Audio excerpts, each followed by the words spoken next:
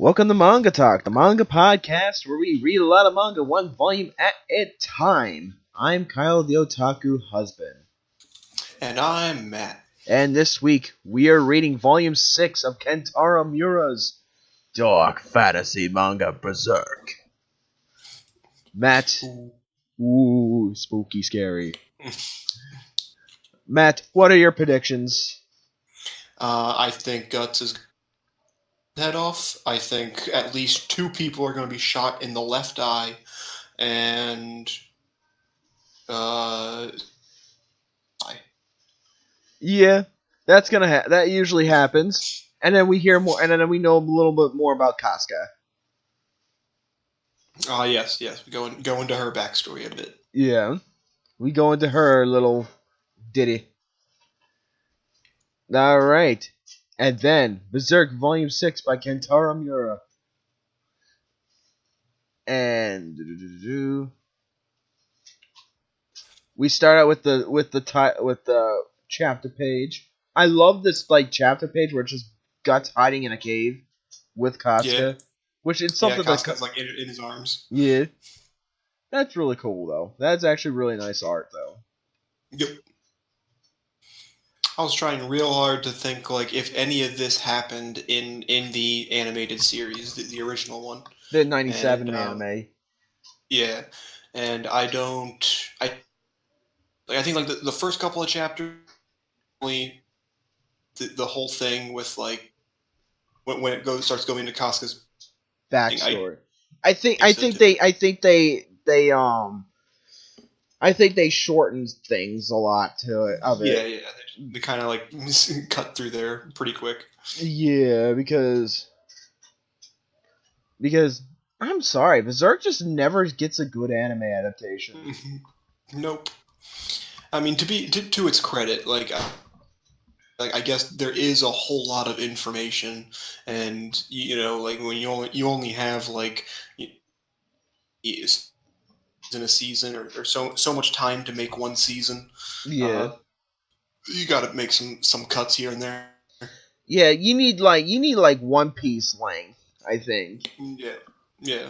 To tell this story, you know what I mean? If you want to use every bit of detail as much as possible. Yeah. You got to have One Piece length. Well, anime length, not manga length, because Berserk's on hiatus. I was gonna say that. Really? Yeah. Because, I don't know, I love Berserk, but I do want it to end. I want it to end strong. Not have a definitive ending, not keep going off into oblivion. Yeah, not keep on going on hiatuses for 6 months to a year at a time. Like Hunter x Hunter, I really wish that manga would end. You know what I mean? Because, damn. Okay, man, with the death of Bleach and Naruto, there's got to be something to fill those gaps. Well, there already is. Kimetsu no Yaiba is the number 2 manga in Japan right now. Next behind One Piece. Oh. Yeah, Kimetsu no Yaiba, or aka Demon Slayer. Yes, I've heard good things about that. Yeah, it's that's the number 2 manga behind One Piece. And then it's and then I guess My Hero Academia is Boku no Hero Academia is probably the one that's taking the 3rd spot. You know what I mean, in the big 3, you know what I mean, now. Yeah. And it's funny, One Piece will outlive them all. Anyways. Yeah, they will. Yeah, they will. It will help. But that's neither here nor there. Which, I bet you by the time One Piece ends, Berserk will still be going. If it ever does. Yeah, if it ever does.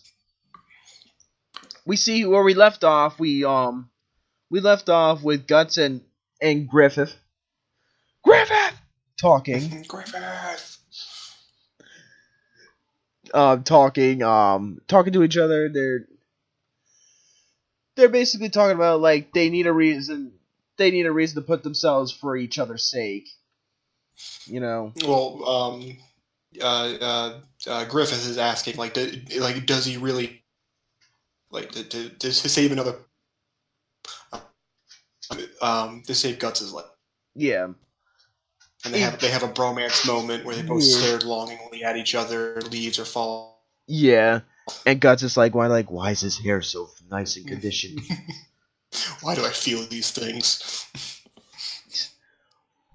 And Guts is like, no, I just, and it's like, and then somebody shows up and asks about their, and it's the king. I think it's the king. I guess it's the king or like a duke or some kind of royalty comes up and shows along. Well, he says Your Majesty, so I guess he's like a high ruler. Griffith kneels down. Guts is like, "What the fuck you doing?" And then this guy here is like, "How dare you not kneel before the king?" And Guts is like, "All right, whatever." And even the king's just like, no, guys, come on, just get yourselves up, man. Not that important. Like, because that's literally the king's like, no, come on, guys. Yeah. And he talks about courtroom. Yeah, you guys can stand. Yeah, you guys are good. You guys are good on standing on me. And he's just talking about how like the successful battles that they've done and how they're kind of a good team. You know, and then we find out the douchebag in the suit of armor, his name is the general of the White Dragons, and his name is Count Julius, and it's his younger brother. Duke Julius. Yeah, Count Julius. One douchebag. No. He looks like a douchebag. Yeah, he does. I'm pretty sure that's his entire character, but like the artist does a real good job of getting that point across. Yeah, I know. Miura does get a good point across. Like, look, this guy looks like he's gonna like say like I promise I won't assassinate you and cross his fingers behind his back. Yeah. Type of deal. He's got that face. Yeah. It's like, brother, you won't betray me. No, I promise. Of course not. Drink this wine. Yeah, drink this wine that doesn't have any poison in it. Of course not. Yeah, that's his entire character, just by his look alone.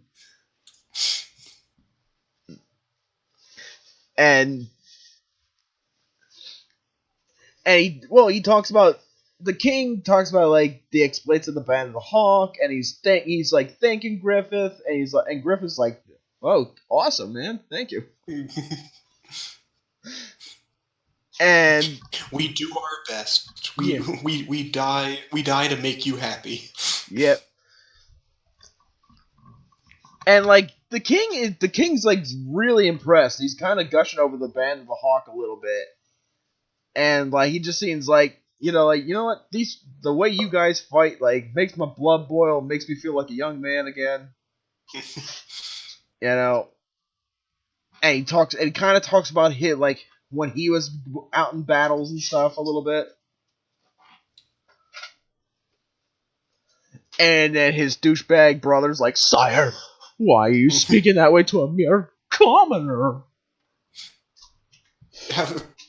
Would you go so low as to talk to these people? Mere mercenaries." Yeah, I know. Mere commoner? That's not true. I know. That's not true. I already forgot his name. Griffith. No. And the king holds them in high holds Griffith and the Band of Hawk in like the highest regard. Yeah. I mean, they're like he feels that like they're like he's basically praising them like, look, you guys are the best of the best. Like we need people like you in these troubled times. We live in chaos, and we live in a society. Protect us. Yes. But anyways, like then he anticipates like he talks about these old generals that are kind of like bound to their old customs and not really like they'll be kind of like their downfall in a sense. Yeah. The people who stuck in their old ways. Yeah. And he's the type of king he seems like the type of king that's like, you know what? He's gonna think outside the box here. He's gonna make the changes. Yeah. Gonna stab him in the back because of it. Yeah. And the brother's gonna be like, I'll get you with the knife later. I'll remember this. I'll remember this. And then we see this young lady kind of with kind of like the Princess Leia look. Yeah, I was gonna say. Then Princess Leia shows up. Yeah. With her really bad cocaine British accent. Oh, I'm sorry, Carrie Fisher. You're in a better place now. But Wars franchise. You're in a better place now. Yeah, I know. That's another conversation for another day. But maybe once we get to the Star Wars themed manga. Then manga. We'll talk about that. Yeah, we'll talk about those later. But yeah, this is Charlotte. Yeah, her name is Charlotte. Yeah. And she seems to have like a little bit of a crush on Griffith. It looks like every time Griffith kind of looks, she goes like, she kind of just hides behind the wall, like he saw me. Oh God. I got the king even says that she doesn't like soldiers very much, but of course she falls in love with Griffith because he's beautiful. Yeah, he is literally a woman. He literally looks like a woman himself. Yes. Like literally, like I bet she's like, is this a man or have I gone lesbian? Why do I feel these feelings? Why do I feel these feelings? And then they kind of shoo her up and say, come along, Charlotte. And Charlotte kind of notices something and she kind of trips. And Griffith, being the gentlemanly knight he is, saves the young Charlotte. With one arm, because he's still on a crutch. Yeah, that's true, with one arm. And she's like, oh. And she's like, oh, like, I'm sorry. And she's like, no, be careful, it's all right. And then douchebag Julius, or scumbag Julius, I would like to call him. Scumbag Julius kind of just slaps him in the face, like, how dare you touch the princess? Let her fall on her face. She'll never learn otherwise. She needs to learn how to fall on her face. And Guts is really like pissed off. I really like Guts' reaction. It's just like his face with the exclamation point and everything. It's like, hey, buddy! It's kind of silly, but it is. It's just like, oh, hey, old man. Hey, bud. What you doing? I love that though. He's like, it's the first time like Guts actually gets this concerned over a woman falling and yeah, and royalty being douchebags. What is this? How it always was back then. Yeah, but I really like talking about like the shot of Griffith. He's on something, like whatever medieval painkiller he's on. They just kicked in. Yeah, like that slap must have kicked him into overdrive. He apologizes to General Julius. Well, he stops Guts from like advancing and everything, and then he like apologizes to Julius. But his face, he's got this like evil grin. Plus, his like lip is kind of bleeding. Yeah, he's kind of like bleeding from his lip, and his eyes are just like, I'm sorry. Like his mouth says, I'm sorry, Julius, but his eyes Said like, can kill you. He's like, I'm gonna stab you when you're sleeping tonight. Keep one eye open. That's the look he's got. Like, keep one eye open tonight. I'm terrible, Julius, but you didn't kill me. Yeah. I don't know, and then Julius is like, God, the fuck did I just do? He hit the on switch. Yeah, he hit the shit is on now. He hit the lunatic switch. And then he's like, and then just like, just no, let's just go. Let's go. That's basically his look after like he knows he's got to get an ass beating. He's got that looks like shit. I have an ass beating coming to me, but I don't know when it's gonna happen. I like it. Like the king is at like the bottom of the stairs, and he just kind of like looks back, and it's just like, "Hey, what's taking so long?" It's like, "Oh, nothing." Like walking down afterwards, but it's like, did he not hear the smack? Did he not hear like the commotion happening? Yeah, like the king was like, "Let me put in my royal earbuds and for a bit." Man, I'm so glad I wear my ceremonious clanky armor that I can't hear anything 10 feet in front of me. Yeah, seriously. Like, I'm surprised he didn't hear this. And all he has to say, like, "What's going on up there? Hey, get down here." Now he just sounds like Patrick Warburton in my head. Of course. But anyways, now we see Charlotte and Griffith. I do like this kind of page where Charlotte and Griffith are kind of like looking at each other longingly, and like the tree is like kind of cut out with the screen tone, and that's so cool. How the tree is kind of like not completely done in, but you can tell it's it's like a shadow, but it's like, it's completely white. Yeah, it's like there's no the detail. It's just kind of the outline of the tree. It looks really cool. Yeah, it does. And then they kind of looking longingly, and Guts is like, but I'm your number one. But I'm your man. But anyways, and then we see Guts kind of like give it a good like, my man. My man. Like, my man's type of smart look. And then we see Julius coming down, like, just strolling along. And then we see these nuns are like gushing over Griffith, like, "Oh, this Griffith, like, he's so good in battle, he makes the Count look like a little bitch." It's not quite exactly what they say, but it's basically. It's the basic thing. Like, they're like, he makes the Count look like a little bitch.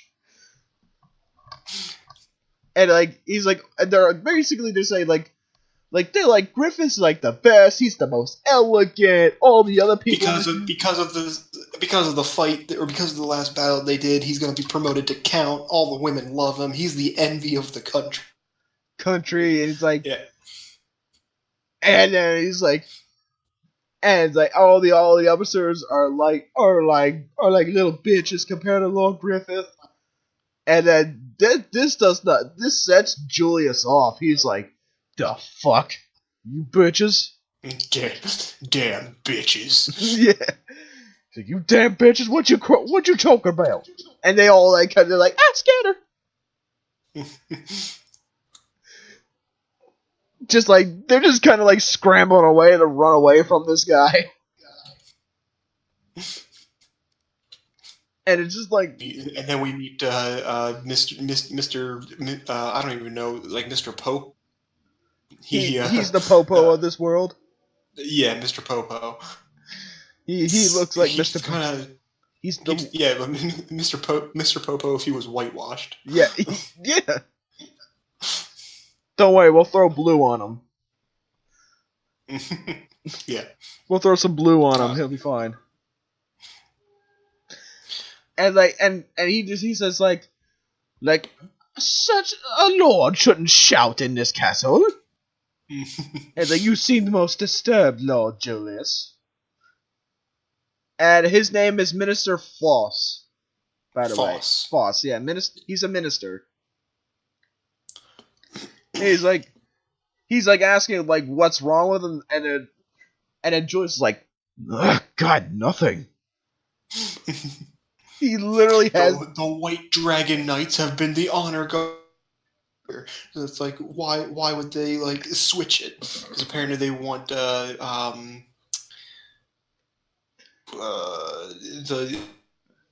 Band of Hawks. I couldn't remember their full title.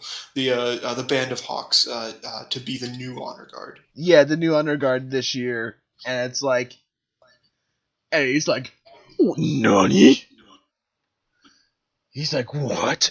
What? No, it's impossible. That's my job. That's my job. They took commoners coming in and stealing my job. They took our jobs. But anyways, he's getting all pissed off, and the minister's he's egging him on too. You can see like the look the minister's got on his face when he's like grabbed him by the scruff of his like coat. The minister's like looks like he's about to egg him on, and he kind of is.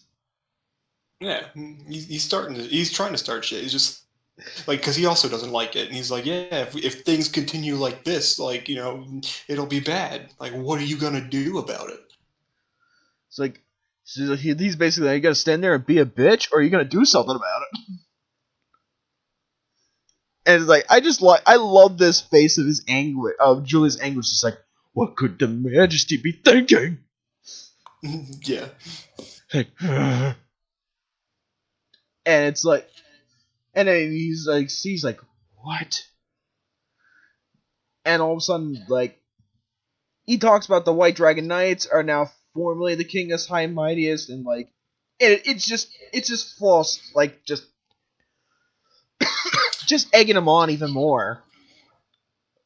Just rumors rumors that everyone's saying about how the White Dragons are going to be, their name is going to be dragged through the mud by Griffith, and Julius doesn't like this. Oh, like, he's pissed. Like, look at, like, you should see his face. It's like, holy shit. He's like red. He's red faced. It's like steam's gonna come out of his eyes and his like ears and nose. He's gonna bite Fuss's face off. That's just what's gonna happen. Yeah, he literally. It looks like he's literally gonna do that. And in Berserk, I wouldn't be surprised if it didn't happen. Yeah, exactly. Well, for Berserk, like he'd bite his face off, but he wouldn't use his actual mouth coming out of his chest or something. Yeah, literally, it'd be like kind of like a weird like snake monster going out of that dumb. Yeah. But anyways, but they're like. But he's like, well, it's just a rumor. Just a rumor. That's basically like he's like it's just a rumor. Yeah, totally not foreshadowing or anything. Yeah. But however, one cannot scorn his ability on the battlefield. It is true. He is. Yeah. Yeah, he's really good. And he would say, even Foss is like saying like yeah, he's really good on the battlefield. He knows how to command an army. He knows how to get shit done. And the king likes him. Yeah, so, and the king... It's just gonna happen. The king doesn't think of him as a complete douchebag. Yeah. And he's like, if we're not careful, he's like, ridiculous! No!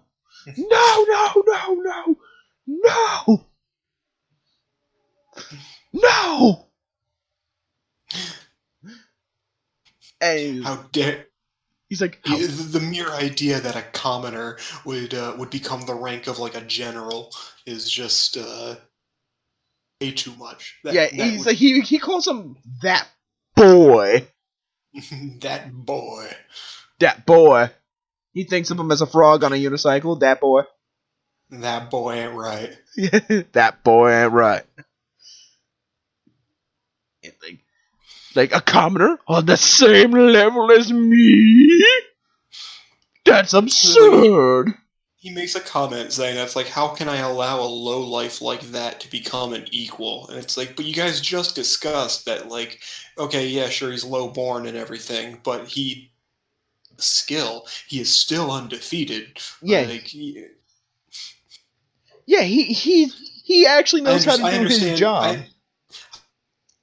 Just pushing buttons and whatnot, but like. But but Julius is also entitled too. He's an entitled little bitch too. You know? Yeah, like, I get it, but I'm just saying that it's like he to a point, Foss is right. Yeah. Griffith is deserving of all this praise. Yeah, he is. Foss is just the messenger here in a sense. Yeah. He's kind of trying to start shit, but he's also kind of warning him too. Like, look, like you didn't hear it from me. You should go kill him. Yeah, you should go kill him.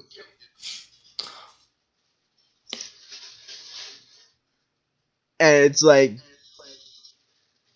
and he talks about like some kind of ceremony events, like, and he's talking about hunting being a dangerous thing. It's the royal hunt, and he's basically saying that it's like, hunting's dangerous. There's you never know what kind of beasts may be out in the forest and the thickets. You know what I mean? And even what are you? It's like, sometimes people go hunting, sometimes they don't come back. Yeah, just saying. Yeah, it's like he's basically telling him like you should watch out. You know what I mean? You should watch it, man. He's gonna come after you, and I'm not gonna be there to help you. Once you're hunted, you're hunted. Dead or alive. Wait. An accident could happen. Yeah. Like he just realized what's going on. He's like, wait a minute. No, you couldn't mean. Talking about. He's like, a stray arrow, General. A stray arrow. And he gets all happy. Like he's so happy. He's getting all he's like interesting. He's getting like this evil smirk on his face. It could happen. It happened. And he basically gave him, in subtle words, use an arrow to kill him. Yeah, like I said, like the thing is just like to push the guy's buttons. But yeah, the entire encounter is basically just like, hey, this guy might be pretty good. Something could just happen to him. An accident could happen. Yeah, just an arrow dipped in deadly poison could just fall on him. And look at this smug bastard. He knows exactly. He knows exactly what he did. He knows what he's doing. Just look at him. He's smiling like my evil deed of the day is done. Well, that should cause a ruckus or two. I'm about to cook popcorn. I got some entertainment tonight. Watch, I can imagine him sitting here with like a big bucket of popcorn, just like, yeah, you get him. I got me a front row seat. You get him, Julius. But now we're back in town, and Guts is kind of laying on the roof, holding up his sword to the moon. You see this a lot in anime and manga and everything. It's like, I don't know about you, I've never lived anywhere where they had a roof that, where you can actually onto a roof that you could just climb out onto, and I'm jealous of that. Yeah, I know it. Sit on a roof. That would be kind of cool. Kind of scary, but kind of cool at the same time. Yeah. But it's like he's just kind of staring at the moonlight with his sword up. And like, and somehow the roof is able to support that massive sword of his. well, it ain't the hunk of metal that he carries around now. Oh, for that. Yeah, that one. If he was to do that with that one, yeah, that roof will be collapsing right now. And Guts is just looking up in the sky, thinking, like, damn, I'm hungry. Like, yeah, like, damn, I'm hungry. Like, why am I seeing Griffith in the moon again? Oh yeah, it's like, tell me I don't need a reason to. Each time I put myself in harm for your sake, he's thinking about that. He's thinking about those words that Griffith said. That guy, he saved me for me. No one's ever done that before. Yeah, like, everybody's been to me. He's either raped me or just been a complete douchebag to me. Or just tried to kill me. Like Crocus. I'm a warrior. I'm not a friend. I'm a warrior. I'm not a friend. And then he remembers the time he was like almost left for dead in the forest, you know, when he escaped Gambino's camp. And like how he was looking up at the full moon. And kind of like, in a sense, like, he's peaceful, but he's like, he's searching for an answer that he can't. He's searching for an answer to the question he cannot ask, in a sense. But he's wondering if friendship is the answer he's something seeking. Like, is being friends with if actually having a team that supports him in friendship is actually a good thing for him, and he's just like, you know what, for now I'm just gonna wield my sword, and for his sake, I'm just gonna do shit. For him.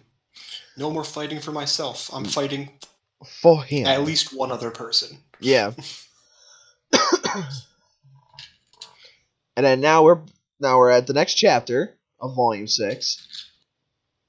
Which I love the shot. Now she doesn't look like Princess. Now Charlotte doesn't look like Princess Leia anymore. Now she looks like Princess Zelda. Yeah, they can't decide which princess to rip off, so they're ripping off all of them at once. Yep. It's just cool though. She's like kind of she's kind of like twirling her hair a little bit. Like, she's like, I'm gonna get some Griffith tonight. Ooh, I hope the hunt goes well. I hope a stray poison arrow doesn't just take someone out. Yeah. I hope that stray poison arrow doesn't just fly out of the middle of nowhere. And that'll be the third time this year. Oh my god. And then we see kind of a pack of wolves kind of running through the forest. And then we see a bunch of hunters. They're like, yeah, we're gonna get some wolves. Hunt those wolves.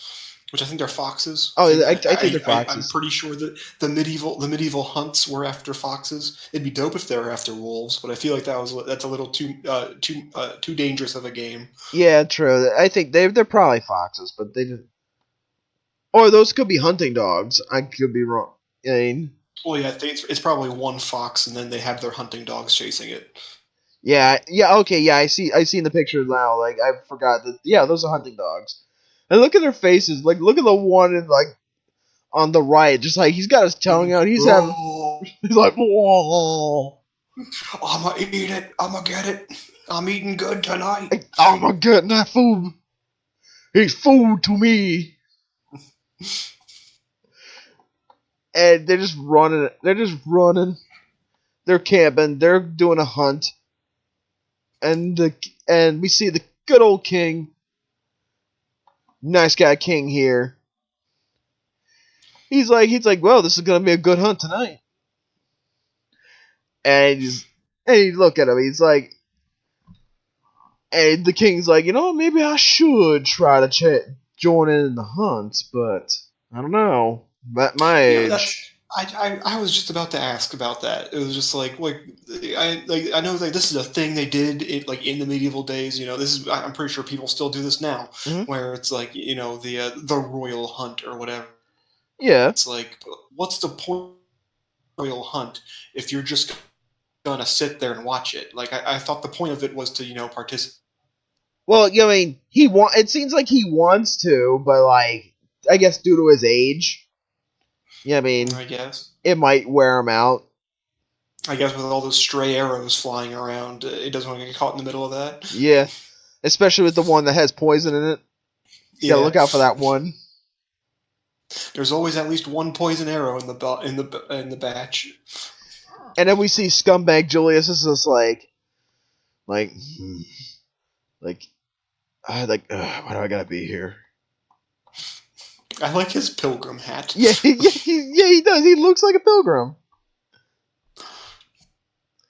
He looks like a pilgrim, and he's just like, and like he's on his horse. He looks by, and all of a sudden he sees Griffith. He's like, I better get my poison arrows out tonight. And all of a sudden he sees the man who's gonna do the poison arrow. This guy. I understand. You want to introduce these people, know who they are and everything. I do think it's funny that like every character looks like a scummy character. Yeah, like they're like it's one of the like why wouldn't the hey, this guy looks pretty scummy. He's probably up to no good. I'm not letting him anywhere near here. Yeah, like, I feel like there's some red flags that would be waved. Like, yeah, he seems the type of guy that looks like, you know what? Like, I've killed some people in my day. You know what I mean? Yeah. And I ate breakfast the next morning. Not batting an eye. So I mean, so I'm good. I could save your life. Could stab you in the back. Who knows? I haven't had my morning coffee yet. Let me see how I feel when I have my coffee.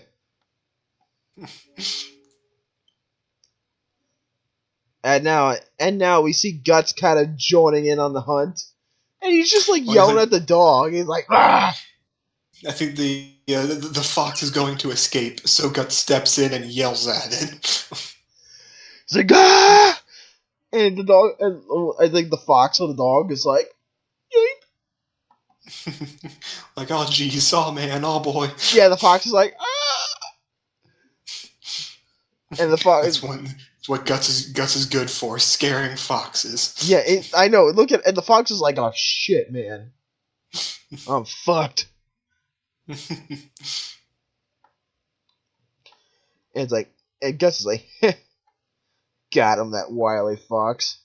I feel like the author really likes drawing animals because he puts a lot of detail into just the animals themselves. Yeah, I know. Unless he's trying to make them look kind of goofy. Yeah. Because there is some goofy moments with the horses. Yeah. Then there are some other moments. Oh, there'll be another just look beautiful. Yeah, and there'll be another really goofy moment later. Yeah. Involving a horse. Which everybody, I believe, has memed. At least one. At least once, somebody has memed it. But anyways, they're like, Guts and the rest of the band and Hawk, they're kind of joining in the hunt. And like this, they're having fun doing their thing, but Guts isn't happy because his job's kind of pathetic. It's very boring. It's kind of boring for Guts. It's like, yeah. Any heads rolling. There's nothing's covered in blood. He doesn't. Nobody's getting stabbed in the eyes, in the left eye. You know. And Corcus, this guy. Corcus is here. He's like, shut up, man. Is that all you ever think about? Is just killing things? And Corcus, he should be the one to talk. I mean, he's after Guts' head the whole time. You know what I mean? Yeah. He even goes into a whole thing about how this is an honorable, reserved for the best. How can you call it pathetic? And it's like, dude, you're shouting at foxes. That's all you're doing. Yeah, I know. This is not like... Since when does this guy care about royalty? Yeah, I know. He's kind of a douchebag too. You know what I mean? Or honor, I should say. Since when does this guy care about honor? Yeah, literally. Like, this guy was the first time when Guts first showed up, was like, let's go kill him. Yeah, exactly. You know? So, like, for this guy to have some kind of weird moral high ground, it's like, it's not justified or earned. No, not at all. And then we see Guts kind of like look at him like, I'm not listening to you, boy. Guts even knows. That's just like, what the fuck is this guy on about?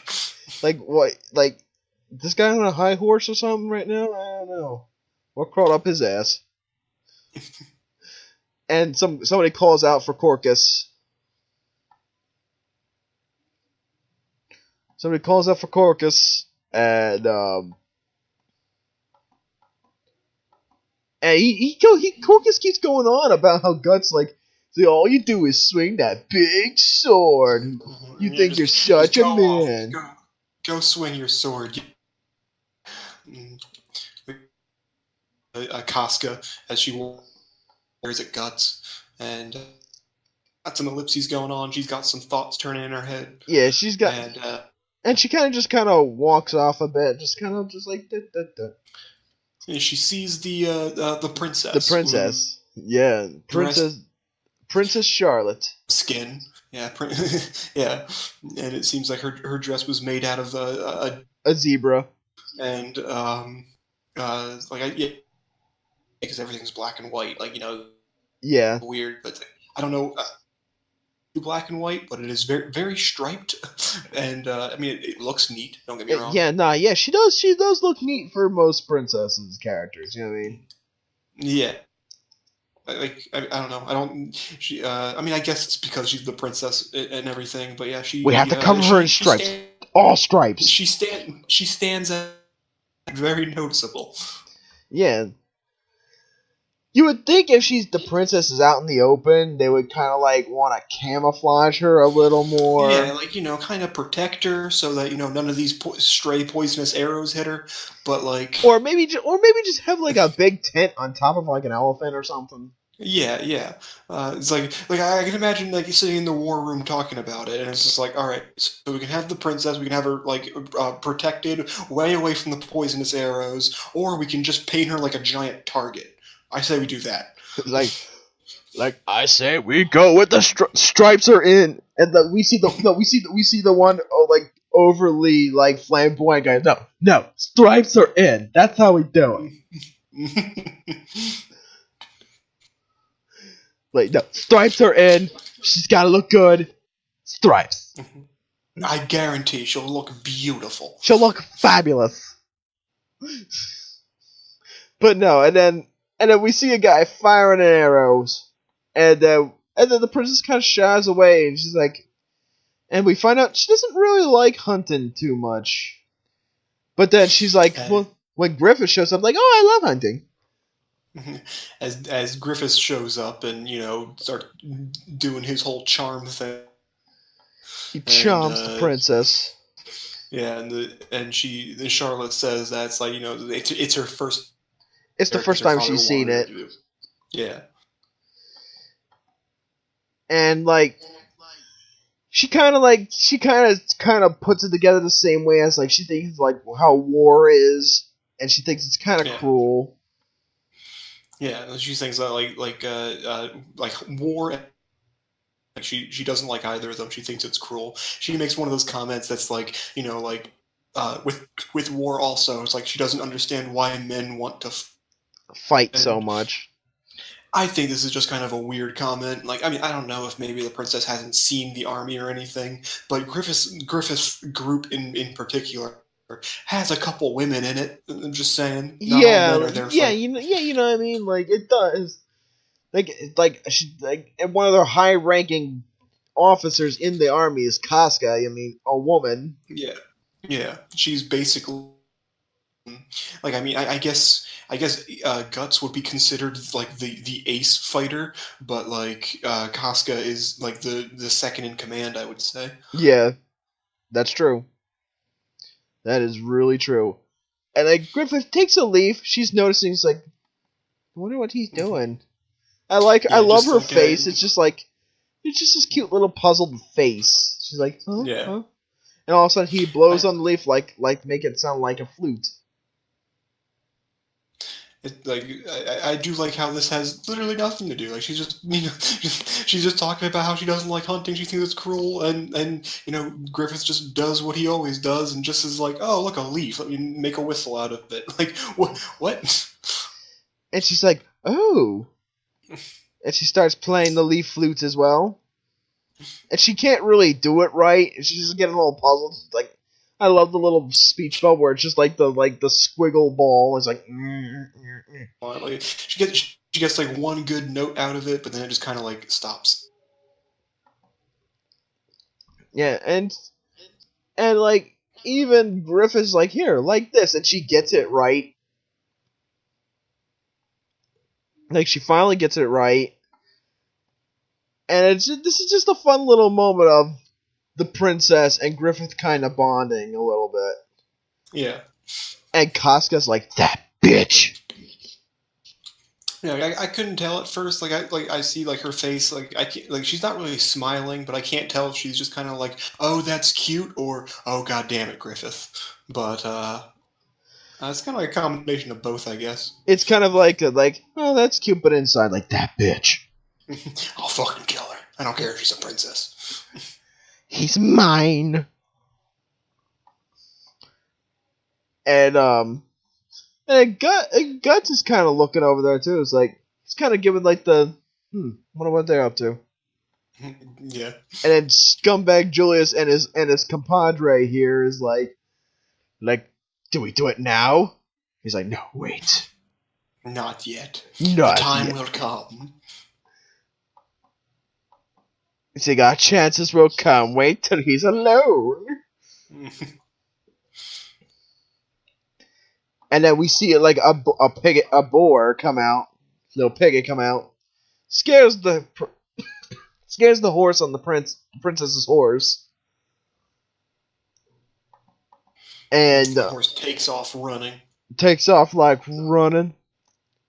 And she's like, "Oh shit, no!" She's like this shot where it's like runs off, and then Griffith like chases off after her to get her, calm down the horse and everything, and then you see this panel of like Julius with turning his head real fast with like his with a smile looking at he's his like, do it. Yeah, just, with like the starburst background thing going on. Yeah, it's just like now the chance is now. Yeah, it's like I'm getting the Emperor Palpatine. Do it. Yeah, that's how he is. He's like, do it. And you see the next panel, he's like getting ready. He's got the crossbow cocked. He is all into it. He's like, the way he's holding that crossbow, he's just like, oh, this is why I wake up in the morning. Yeah.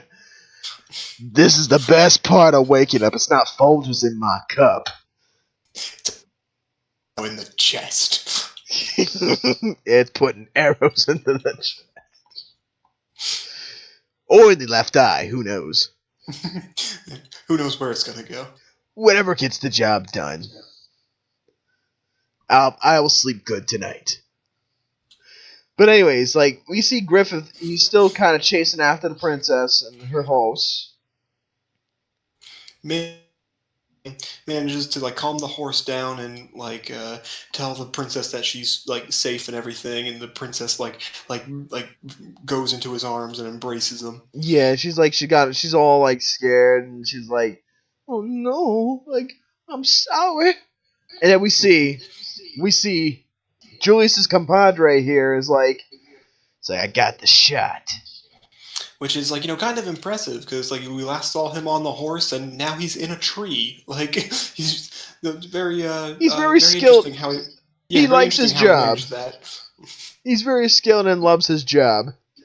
Like I said, this is why he wakes up in the morning. Like he's ready. Yeah, he's ready to go. He doesn't need Folgers in his cup. He needs blood. And Griffith asks like if the princess is all right, and And he's wondering like he's wondering what the matter is, and she's like, I was so scared.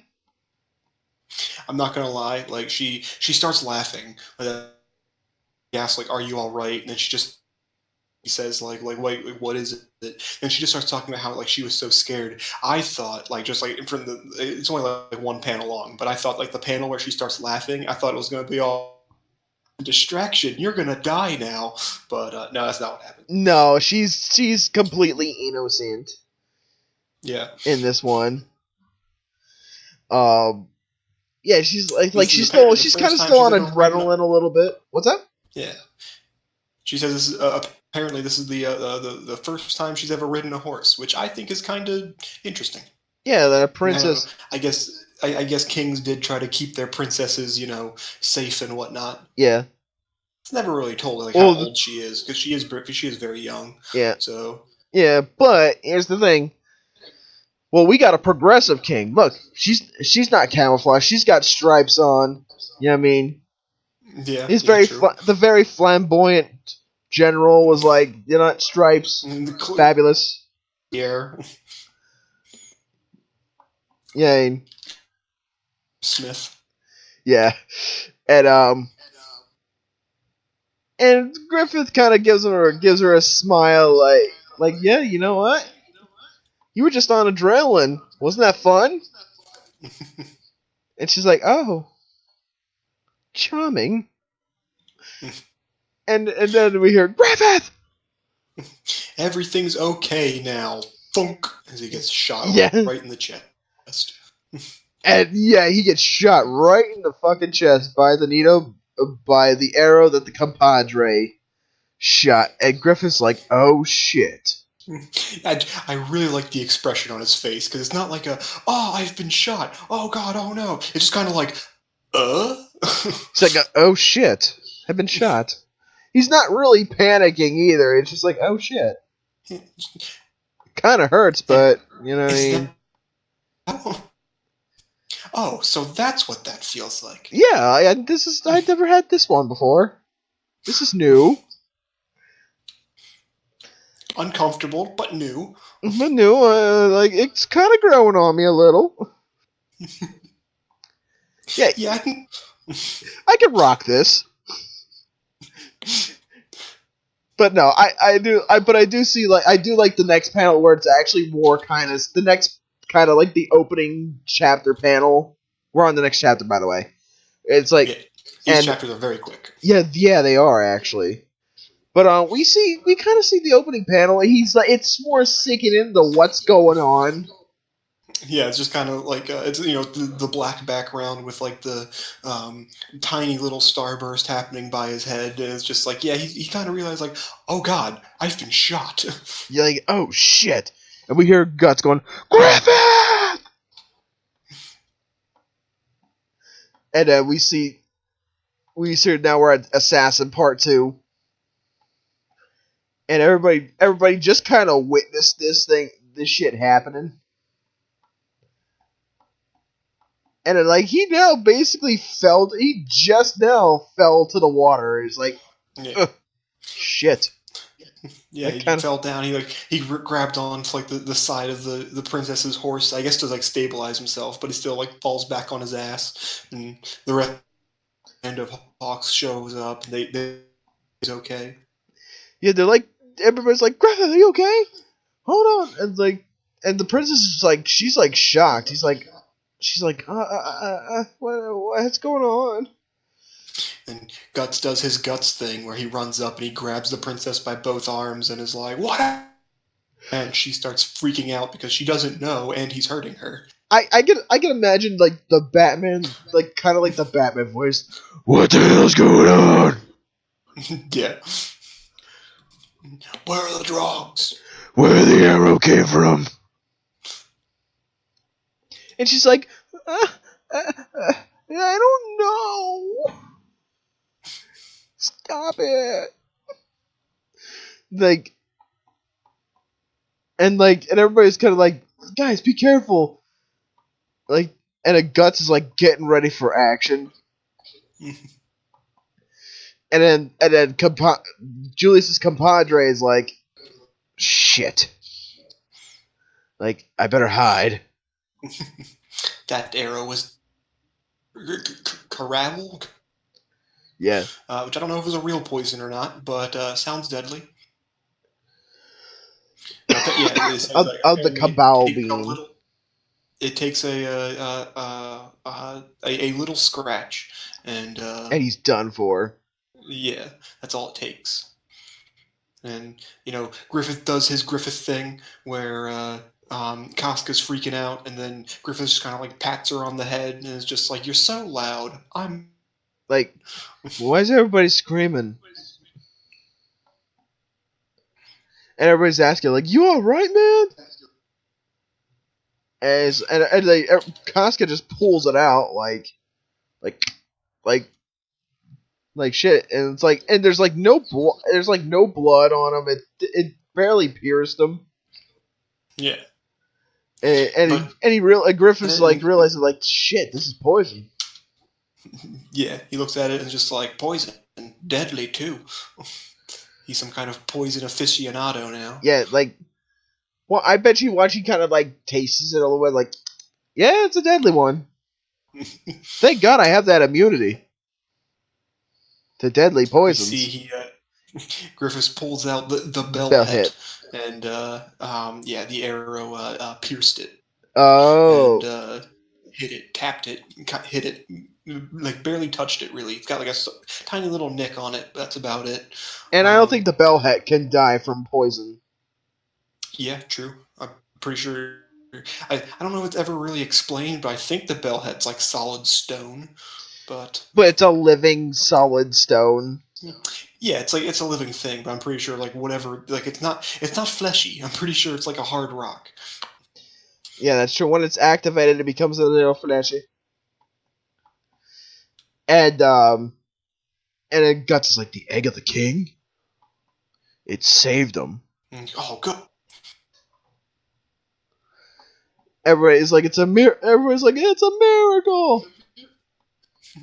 That thing you always wear around your neck, finally. That creepy necklace you wear saved you. Like, thank God for the creepy necklace. Yeah, your necklace has life-saving luck. I don't know how to go that far. Yeah, it's like maybe the devil's luck, but not life-saving luck. He's like, the devil's luck? Like, he's like, yeah, Guts is like, yeah, the devil's luck. Oh shit, this is real. And everybody's like, Griffith, you should take off your armor. You'll be hurt. Like, no, I'm fine. Griffith's like, I'm fine. I'm fine. It didn't hit me once. And Casca's like, even like, look, you've been pierced with a poison arrow. If you get nicked by your own armor, which has a little bit of poison on it, you will die. Yeah, she's really wants him to take off his armor. She's all like you gotta do it right now. And like she wants. I think Casca's like, she wants a show. Yeah, that's it. She even goes to the like, but it was coated in poison. It might seep through a small scratch. And Griffith's just kind of like, I don't have any scratches. I'm fine. And Casca won't drop it though. She's like, damn it. And the princess really feels terrible. She's like, I feel bad for this princess. She's like, oh my god, like, what happened here? I don't know what went on, and I am so sorry. It's all my fault. Get scared by that boar. This wouldn't have happened. Yeah. And then everybody's like, they're wondering who did this. They're like, we're gonna kill that low-life bastard. We're gonna get him. And everybody's like, we're gonna search around. Let's go, Gaston. Guts is like, we're gonna search around this place. Let's go, Gaston. Yeah. And then Griffith just realized that he sees its supervision. Whoosh. It's Julius. Scumbag Julius.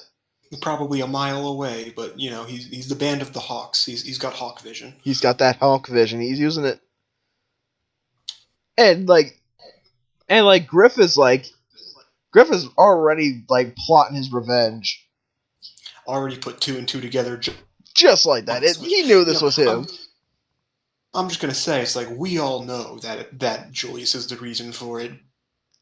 Perfectly fair. No, wouldn't. But like, as soon as he sees this guy, it's just like, oh yeah, it's probably him. Oh, he's just got that. Julius in this world has that look. You're like, yeah, he's that type of guy that will betray you. Yeah. Right then and there. And he's getting all pissed off. Well, not really. Julius is getting pissed off. Yeah, he's getting. Griffith's just like, he just looks at the arrow and is just like this poison's pretty expensive. Yeah, this wicked smile. Like, I know exactly where this is going. Yeah, he's like, he knows.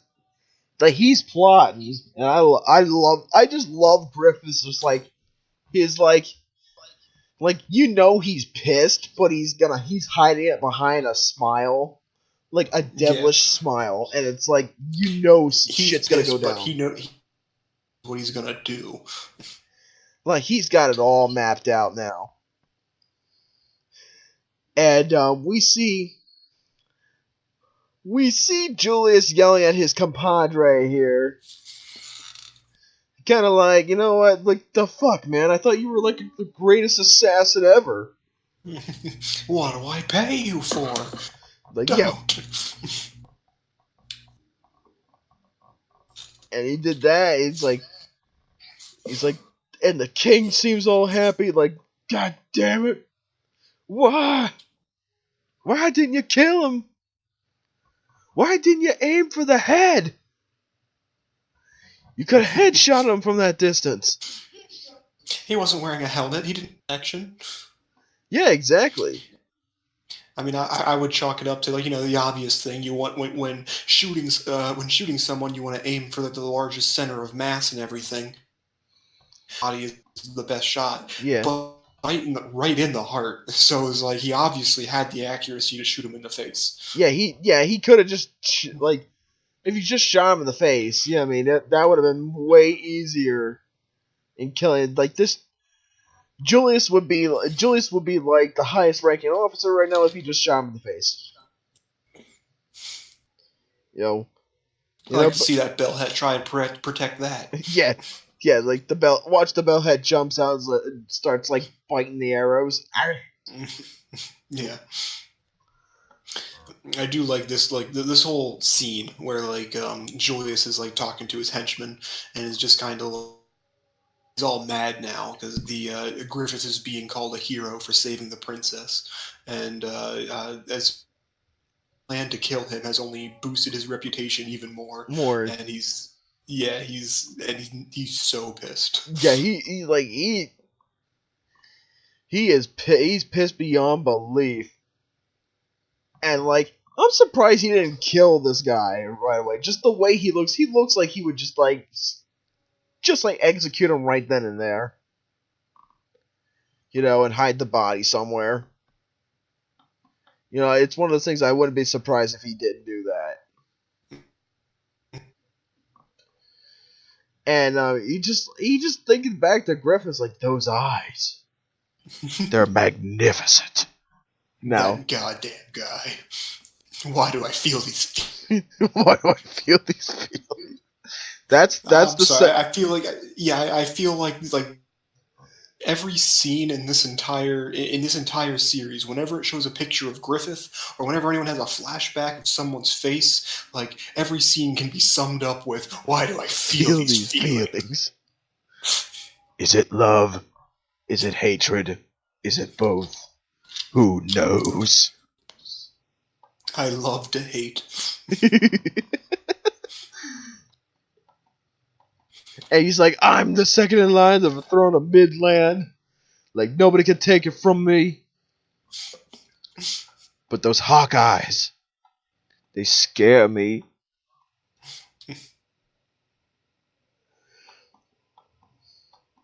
And he's like, And he's just like, well, there's no proof that I did it. You know what I mean? Like, nobody knows. Yeah, there's no way they know it was me. Yeah, there's no way that they could tell it was me. So they can't link it back to me anyway, so I'm off the hook. Guts is kind of walking up the stairs, and we see Griffith in the the study library. And Griffith's like, "Oh, hey." I'm not gonna lie, at first I did not, because like he's wearing like his like noble clothing, I guess, and he's got his hair tied back in a ponytail now, and it was like I thought. You thought he was a different character. Yeah, I thought it was just like one. I can't remember their name now. It was one of the other mercenaries that is part of the Band of Hawks. Yeah, he's the other womanly-esque one. Yeah, even though it's a dude. And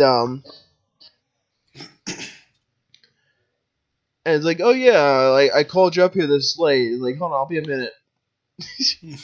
He's still reading a book after he's like, Guts is like, what do you want? I'll be a minute.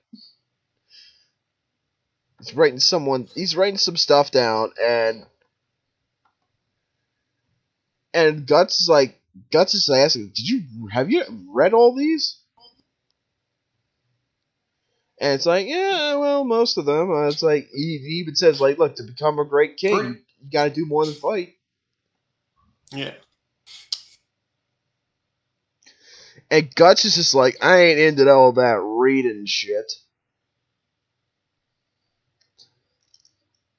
And he's like, I do like how like Griffith is talking about like all the different that he's read and or all the different subjects he's interested in, and he talks about how like there are some books that are on some there are just like some strange books, and there's just this one panel where he says like, and look, there's some of this, and he like holds up a book to show Guts that it's got these like weird like it looks porno, like basically. Yeah, it looks like porn. And Griffith's like, you want to borrow it? Yeah, I it's just kind of like, oh yeah, see this one? Oh yeah, it's like two young teenage boys when they first discovered like a Playboy. You know what I mean? Yeah. And Griffith's the one like, look at this. You want it? And then we see Guts. He's fucking reading it. Guts is fucking reading it and like just flipping through the pages. Like, so what did you really want? Yeah, what did you really want me to come up here for? And he's like, huh. And I love this. Another panel I really like. Griffith looking at him, it's like, I want you to kill someone. I want you to kill a man for me, and he just looked, and he's just so like, he's so smooth and calmed down about it. Like he's very like he is so not thing. It's just like, what do you want? I want you to kill someone. Like just kill someone for me. And Guts is like, okay, maybe some action going on. Okay, but okay, I'm in. Like, yeah, I'm in. I got you there. And then we see we're at Julius's manor, which he gets his whole fucking manor. He should be just happy with that, but no, he wants to be king. And then we see Guts in robes, just like kind of not looking too happy about it, but he's gonna get the job done. I mean, assassination isn't really Guts' thing. He's more upfront and personal kind of guy. Yeah, he kills for the fun of it in a sense. And everyone's like, he's wondering who he's got to kill. And he's like, he just realized like it's very it continues to be like pretty, but like Griffith does have a very serious serious look on his face. Like he's just like no, like this is the plan. This is what I want. Like here's the deal. And God, like who do you want me to kill? Yeah. And Griffiths just says like the heir, Duke Julius, kill him. Yeah, Count Julius, just do it. And it's like even Guts is like, that guy, really? And even like, look, like Griffith's like, I got a reason for that. He pulls out the poison arrow, and like this poison's from a very expensive poison, and there's only one guy that can handle this, and he's with the White Dragons. And there's one guy that buys it. And she paid one. Oh, by the way, they're maids. I thought they were nuns. No, they're maids. Oh yeah, no, they're servant women. Yeah, like, but and she's like yeah, he paid off one of the he paid off one of the maids to like to spy on both of them. Well, the henchman guy. Anyway. Yeah. And she saw him secretly, like, rolling around his room. Yeah. The Duke's room. Yeah, the Duke's room. Then they're like, she wasn't able to catch the conversation, but she heard remnants of them doing an assassination plot. And then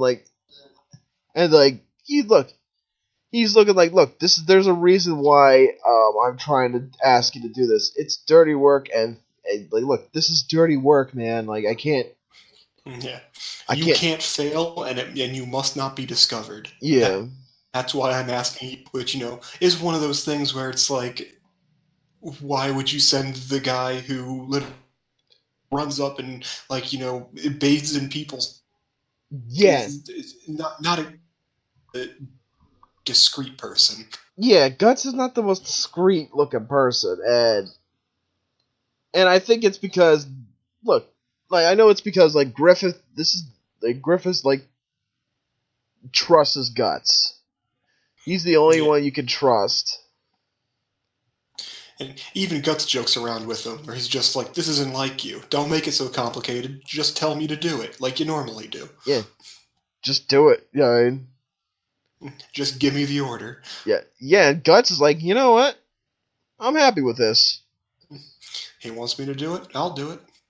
Yeah, and like I get some action. I hate that douchebag anyway. And Guts is like, look at there. There's Julius. And then we see him fighting with some kid. Another, like we were saying, not the most discreet guy. Running on rooftops, not the quietest thing. Yeah, you would think with those heavy boots that he's wearing, like you would think that, like him running through there would be you hear clonk clonk clonk clonk. Yeah, exactly. And plus that big sword he's got too, just hear clonk clonk. Yeah, probably dragging. Like, the more this goes on, the less I see why you would want him to do it. Yeah. And then like he's still Julius is fighting this kid. And training this kid, and it's like, look, and we find out this is Julius' son. He's like, what does it mean that you call yourself a son of royalty?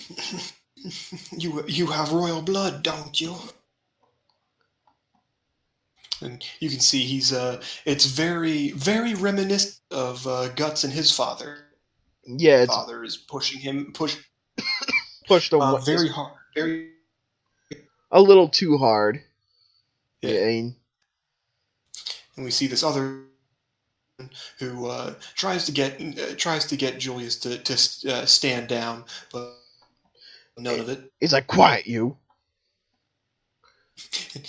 You know you're a douchebag when you don it. Yeah, oh yeah, his name is Adonis. Yeah, his son's name. Like, Adonis will be the leader someday.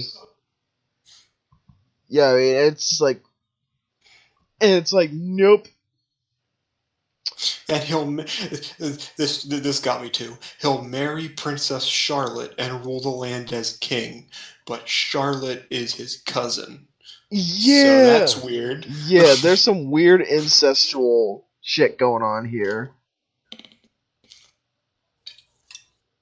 Well, Which, don't get me wrong, I'm pretty sure that did happen, because, you you want to keep, like, the royal blood keep and it everything. royal. But, Yeah, I mean, but still, I don't know if it was cousin on cousin, more like first cousin, or like second cousin kind of stuff. But, yeah, I think it might be second cousin type shit. But who knows? It might have been first cousins. I mean, yeah, I mean, I'm not an expert on the subject. As much as I love the Renaissance era and whatnot, would not call myself an expert. no. But yeah, like the son's going at it. He's doing his thing with with scumbag Julius' dad. Gets kicked back. The sword flies. And he's like, you know what? Yeah, you know what? No, I had my fun. You're done for the day. And he does. He takes a towel at his head and says, like, you might catch a cold. Like, you won't be able to. And if that happens, you won't be able to practice tomorrow. Yeah, like, just like, he's like, look, train. Clean yourself off. He tries to have a fatherly moment and then just, covers it up with, no, I can't show emotion. Yeah, I know. And even this guy's like, look, young master, just, like, he's a douchebag. Just don't resent him, but I know he's a douchebag. Yeah. Yeah, and Guts is just like, And he's just imagining him with Gambino, and it's just like, it's very similar. Yeah, and he's like, Guts is like thinking like, nah, I can't think of this. I can't be emotional at a time like this. Now, I don't know, like, or anything. Like, I know our viewers can't see that, but like, there's this shot, right, of Guts like thinking back to Gambino and everything, and there's like a couple different like pictures in the background where like you see Guts like sword fighting with Gambino smiling, and the whole thing with him the medicine to put on the cut on his, and like the seashell on his belt, and I'm just like wondering like he thinks of these. This is like the only good memories he's had with Gambino. Yeah. He's thinking memories. And all of a sudden, like, yeah, like, nah, I can't be careless right now. And he's off. Why am I remembering this now? Why? And then we see the friar here is kind of like, like he just missed his mother, like, or is it? Oh no, it's the friar. The friar's like, look, like he's only 13, like he just missed his mother and all that. Yeah. And like, look, like the fierce training has been the past few days have been kind of a little too much. And Julius just wait. Like, I understand now. Like, just go. Yeah, like just go, man. And now we kind of see him sitting alone, kind of drinking. He's sitting alone, drinking near the fireplace, just thinking. Remembering an image. Remember an image of Griffith in the hellfire. Why do I feel these feelings? Smashed. Oh, you alright? It's okay. It's the wind. Oh yeah, the wind slammed our door. While my You wife should. was trying to open the door, the wind kind of like said nope and slammed the door. Like, oh, Maybe you should shut your window. maybe, but I don't know. It's kind of nice and cool. It's a nice breeze. Must be nice. It's still the middle of winter here. I know. But anyways, back to Berserk. So yeah, sees a picture. What's his name? Julius sees a picture of Griffith, or sees an image of Griffith In the hellfire. Smashes his goblet in the fire. Looks very disturbed. But then, like, there's a gust of wind that blows some candles, and then Julius looks up and sees that a door, one of his windows is open, and then there's Guts standing in the darkness. Standing in the darkness, kind of like the angel of death. I do really like. It's like 3 panels, like two small panels, and then like one big panel. Yeah. Where it's showing like the reveal of Guts, and it's like the first panel where it shows like it's just like darkness, and then it's like it's so like slowly entirely out of like dots, and then there's like it slowly shows him going into the light. Yeah, it's more detailed in the second shot, and then it's like the most detailed in the third. Like it's a nice effect. I like it. It is nice. And he's like, "The fuck are you?" An intruder. And like Guts starts starting to get ready to charge. Julius pulls out a sword. He runs over to a suit of armor, grabs a sword to use, and Guts goes in, and just slices Julius. A nice clean cut this time. Yeah, didn't cut him in. Didn't cut him in half, but a nice clean cut straight down his chest. And Julius like, no. Like, I know you. It's like, you're Griffiths. And like, and Guts is kind of getting like a little creeped out by this. This is where things get, this is tough, but gets a little tense. Where Guts Guts killed the son, Adonis. Julius, like, he sees. And he's like, I know you, and then he dies, and then Adonis opens up, sees his dead father, and then shouts intruder, and then Guts just runs at him with his sword and impales him right into the wall. Yeah. And Guts now realizing what he just did. Yeah, like he like after he's in the hallway and everything, and like he has a realization moment. He looks up and realizes he just stabbed. Yeah, he just killed the kid. And that's how it ends the chapter.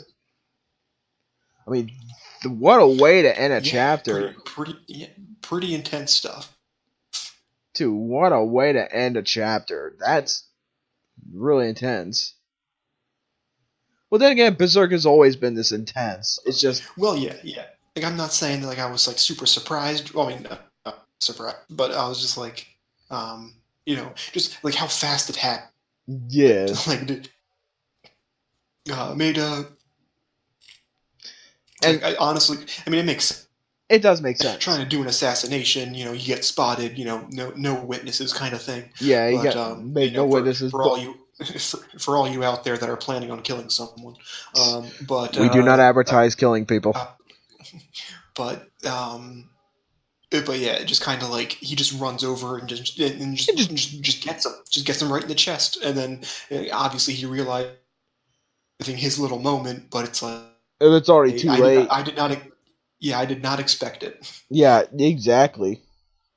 If anything, I expected it to be the old man. I did not expect it to be Adonis. Yeah, no, it's Adonis. Adonis dies, and Guts is realizing it now, and we're here, and we're at Assassin Part 4,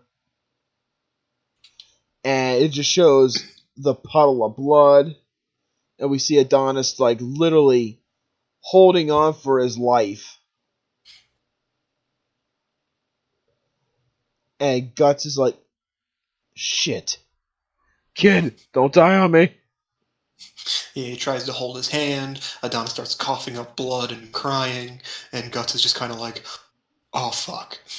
Yeah, like, he's dead. And he realized he just saw the life that he just killed. And Guts is, like, kind of shocked and paralyzed about it. And then, like we figured what would happen to do this, some guards show up and see Guts, so Guts kind of has to go on a murder spree. Yeah, he's got to keep killing people.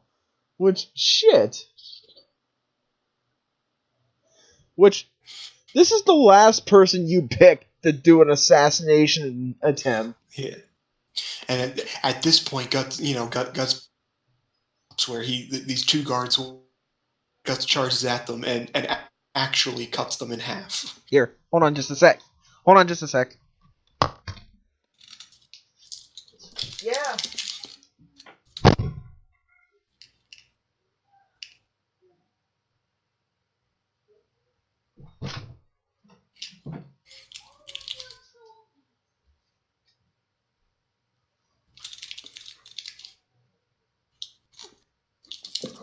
No, stop it.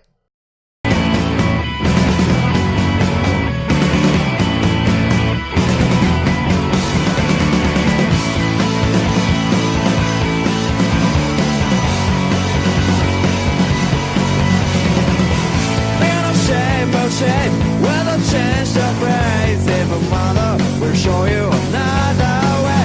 So put your glasses on, nothing will be wrong. That's my fame, that's my brain. It's up to you. The first one should be found there.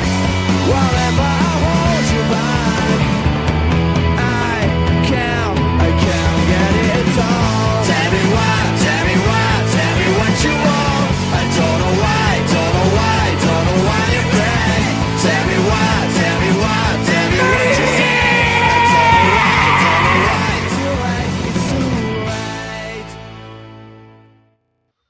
Alright, I'm back. I just had to give some soap to my wife. Alright. Alright. Yeah, anyways, Guts is the last person you give to do an assassination attempt. Yeah. As it is unfolding before us, this is a dumb idea. Yeah, this is a really, really dumb fucking idea. Guts the person that you when you want them to know.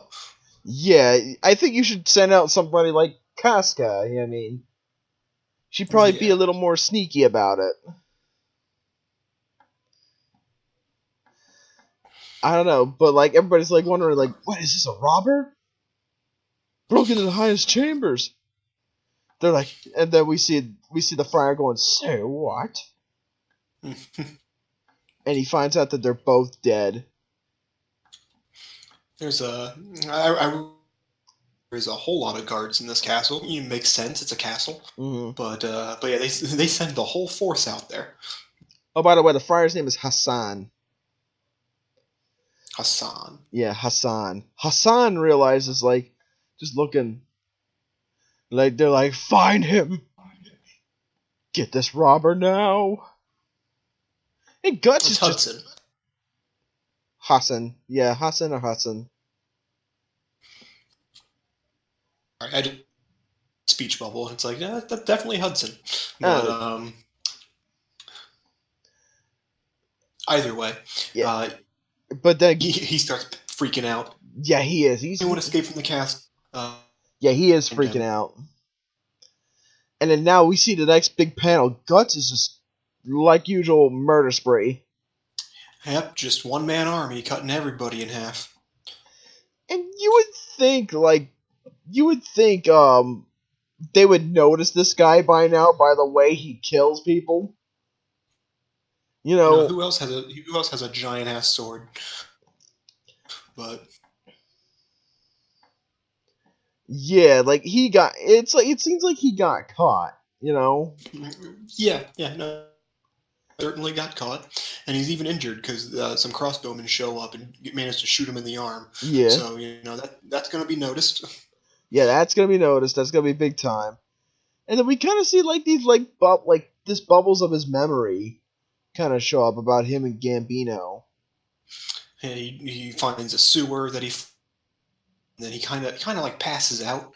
I guess it's like a far fall or something, or maybe he's just from like the blood loss or the shock or whatever. Yeah. But yeah, he starts having some flashbacks. But I love the bubble effect. Yeah, it's really cool. And it just sounds like, I guess, what he feels is happier moments with Gambino. And then he sees like some kind of monster show up, and it's the I forget his name now, but yeah, the man Count Dracula. Yeah, he is. And it's so cool. He comes up and slices Gambino's head off in his memory. And he's like, and Guts is like, stop it. Yeah, Guts is like freaking out. He's like, stop. And he stabs Guts right in the stomach. And this is just a weird, fucked up dream he's having, too. Yeah. Then we get this like the really cool image. Yeah, this demon stabbed in the guts. And then he holds his hand up to his face, and then it's the light shines, and it shows its guts. It kind of looks like him, yeah, like a demonic version of him. And then he wakes up, and like he just kind of like he coughs up a little bit of blood. Oh yeah, I guess he's bleeding from the back of the head, so I guess he hit his head on his whip. Yeah, but yeah, it yeah, he's injured, and now like and like we cut back. Everybody's kind of like the rest of the band of the Hawk are like they're having their breakfast. What looks like to be breakfast. Yeah. Talking about Griffith and the princess are probably having a great time together. Gonna hitch, and Pippin he's eating a turkey leg. He's going to town on that turkey leg. Yeah, he's going, like Pippin like turkey leg. Like I like turkey leg. Rob.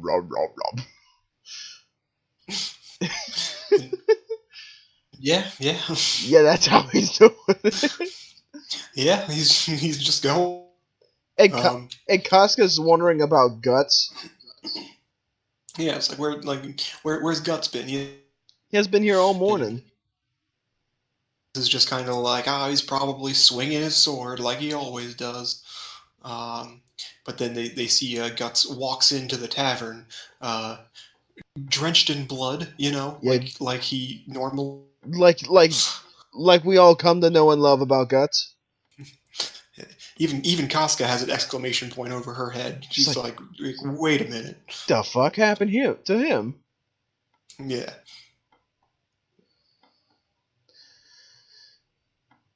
And they're wondering if he fell in the moat. Yeah. And he's wondering where's Griffith. Griffith! And it's like, well, the Griffith's at the dinner party, but like, hey, dinner party at the Promenade, and like Guts is like, he's like walking off, and he's like, and she's like, wait a minute, I'm not done talking to you. Really, you're just gonna walk away? But then she realizes he has an arrow wound. Yeah, he's got an arrow. He's got wounds with arrows in it, and then we see Guts walk up this long flight of stairs, and he's kind of courting the princess a little bit. We see Griffith. Yeah. By the statue of these very seductive mermaids and dolphins. Yeah. And Griffith is courting the princess. Yeah. We get a man. Surely this can't end poor. Yeah, surely this can't end horribly. My man. My man. And now we're on the next chapter. We see the precious thing. And we're seeing this nice swanky dinner party. It's all fancy balls. All the so it's got balls all are dancing. Everybody's fancy. And everybody's like playing instruments and shit. Fancy ball going on. They got a live band. Like, where do you see that? Yeah, you don't see shit like that anymore. Yeah. Like, now what's? Now let's play the Devil went down to Georgia now. Devil went down to Georgia. I'm waiting for the soul to steal. I'm waiting for one guy to come out and look like Charlie Daniels. But now we see Griffith and the princess still being like kind of courted, and the princess feels like she's a little tired. Griffith being all gentlemanly, puts his coat, takes off his cloak for her to sit down on. Right near the fountain. And Guts, like, he's kind of blankly staring into space, going up these stairs. And Casca's He kind of has a concussion. Kind of probably has a lot of blood losing from his brain. Yeah. And Casca's like, up, but Casca's it's like, and he's just like, you look like Casca's like, you look like shit. You're gonna embarrass Griffith. You can stop that. He's like, you look like shit. You're all bloody. You look like shit. Don't go up there like that. You're gonna embarrass him. Let them finish first, then you can go. Yeah. And here's, I thought it was kind of interesting. Casca takes out a knife and cuts her sleeve to wrap up Guts. Yeah, I guess it's good. Knife, but because she returns it to his belt. But yeah, she wraps up Guts's wounds. At least his arm. Yeah, at least his arm. Yeah, I mean, we don't know what other wounds he's got, mentally and physically. Yeah, that wound on the back of his head probably needs to be looked at, but that's not important. Watch people start poking at the back of his head, like, ooh, what's this squishy thing? Guts doesn't use anything up there; it's fine. Yeah. Like, ow, that's my brain. But anyways, like, it seems like Griffith is kind of like, he's kind of a little bored. Yeah. And we find out the princess doesn't really like these kind of parties. Well, apparently, the party was just thrown to those that were tired from battle to relax, which I guess is kind of cool. But shouldn't you invite the knights? Yeah, I know. People that fought. Yeah. We royalty are so tired of this war. We need a party. Should we invite the general, sir? Nah. We did all the work. Even the princess says, I really don't like balls. So noisy. It's like, does this anything? Yeah, I know. I'm wondering about this princess. Like, she is not a normal princess.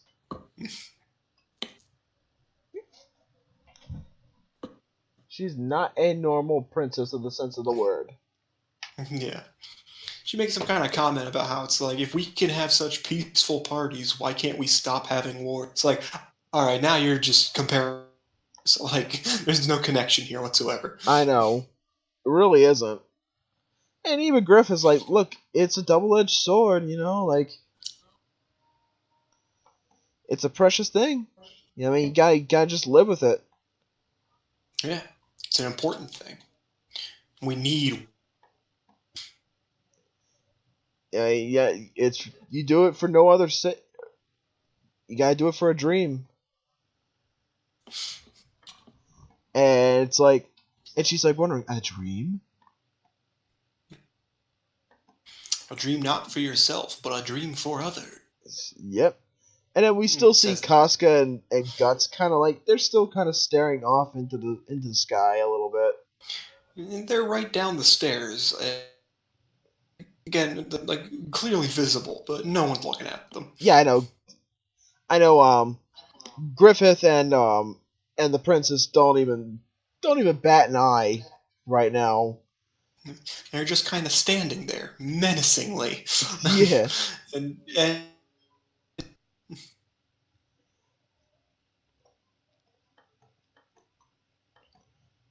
And like, and you know what? And Griffith's like, you know what? You should be like. He's basically saying like, look, every man should have a dream. You know. Yeah. Every man should have a goal and a dream to accomplish. everyone's dreams are different, but Yeah. you know, if you put your life on your Line for it. I mean, it's other truly people something. will follow you. Yeah, it's truly something to strive for. Yeah. In his case, you know what I mean? Yeah. He starts talking about like the caste system is like not about like nobility or anything, where you were born. Like just everyone should make it happen. Yeah, everybody should. Everyone should strive to make it happen. Yeah, and that's a good message. You know what I mean? Yeah. But then we see kind of Guts, kind of listening in on this, and just feel like, and just kind of pondering to himself. So is Casca a little bit. And you know what? Because he realized the big thing that really gets Gut is Griffith says that's like those they seek to just live another day is just like that. It's unacceptable, and that is literally Guts' whole thing. Is he's just trying to survive day to day. Yeah, literally. So that's he finally like realizes that's like what the thing he's been missing, the answer he's been looking for is he doesn't have a purpose. Yeah, and so that's what he's trying to find. Yeah, he's trying to find his purpose in the world, and we see the princess is kind of like, huh? and Griffith's like, oh shit, sorry. This is going way over your head. I should change subject. And she's like, no. Like, this is the first intellectual talk I've had with a man. And Griffith, you're quite... Like, yeah, I get that a lot. Yeah, you're a wondrous person. Yeah, I know. And like, she's basically saying, like, look, like, you're a commoner who's been born as a commoner, but you now, like, rise above all these nobles and shit. And, like, you're living it. And, but you're so smart like a philosopher. And she's, like, basically saying, like, you're so smart like a philosopher. You act like a commoner and a royal at the same time. Yeah. What a weird concept. You can fit in both worlds. Yeah. What a wondrous person. And she's basically saying, like, Griffith kind of gives, like, a nice little smile. And she even notices that Griffith has, like, a charm about him, that, like, everybody follows him. You know? And Griffith explains, like, yeah, they're excellent people I work with. We fight all sorts of battles. All of them are very precious to me, he basically says. All lives are special. All lives matter. All lives matter.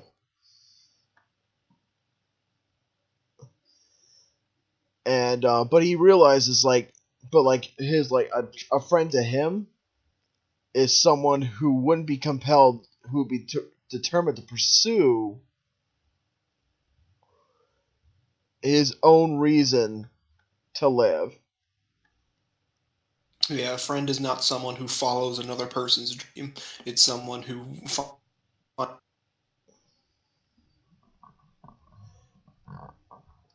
and one I think as a friend is one, and who is my equal.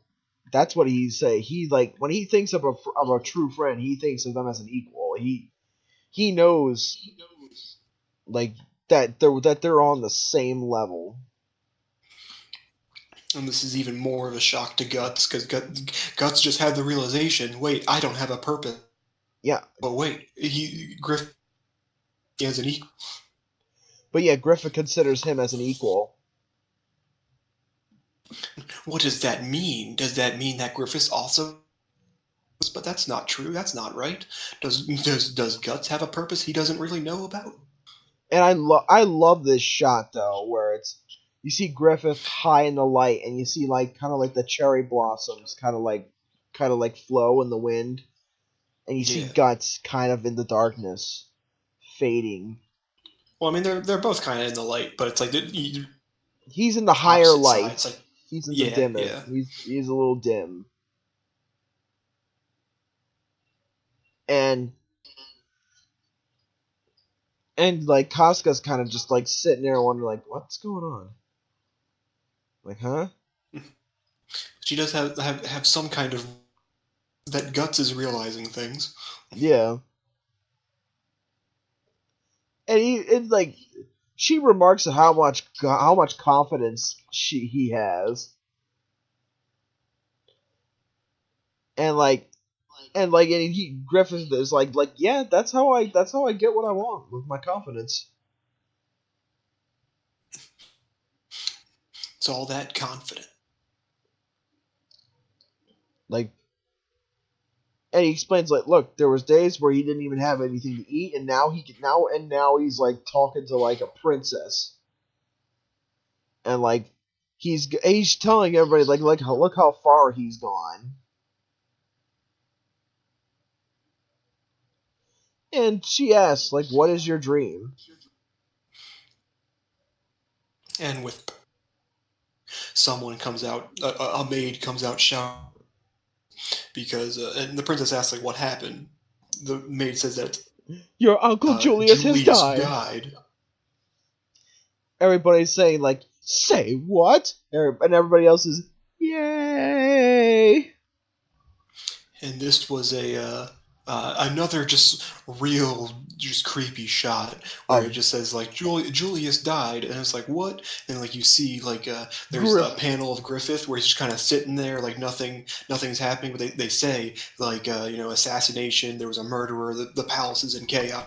Panel, you see like his hair is kind of like flowing in front of his face, so you can't really see any emotion. And it says like Adonis was killed too. And the next panel, you see Griffith with like this demonic creepy look on his face, like he's kind of doing whatever it takes to win. Yeah, and it's like he's like, good, it worked, all according to plan. Good, my plans are rare. Good. He's got that Emperor Palpatine type look. Yeah. But like Casca and Griffith, or Casca and Guts are in earshot of this, so Casca realizes it. Then Guts turns away, and then Casca like looks at the arrow wound, and realizes that like she's kind of putting two and two together a little bit. Yeah, starts putting it together. That's like, oh god, he didn't. Yeah, he put two and two together.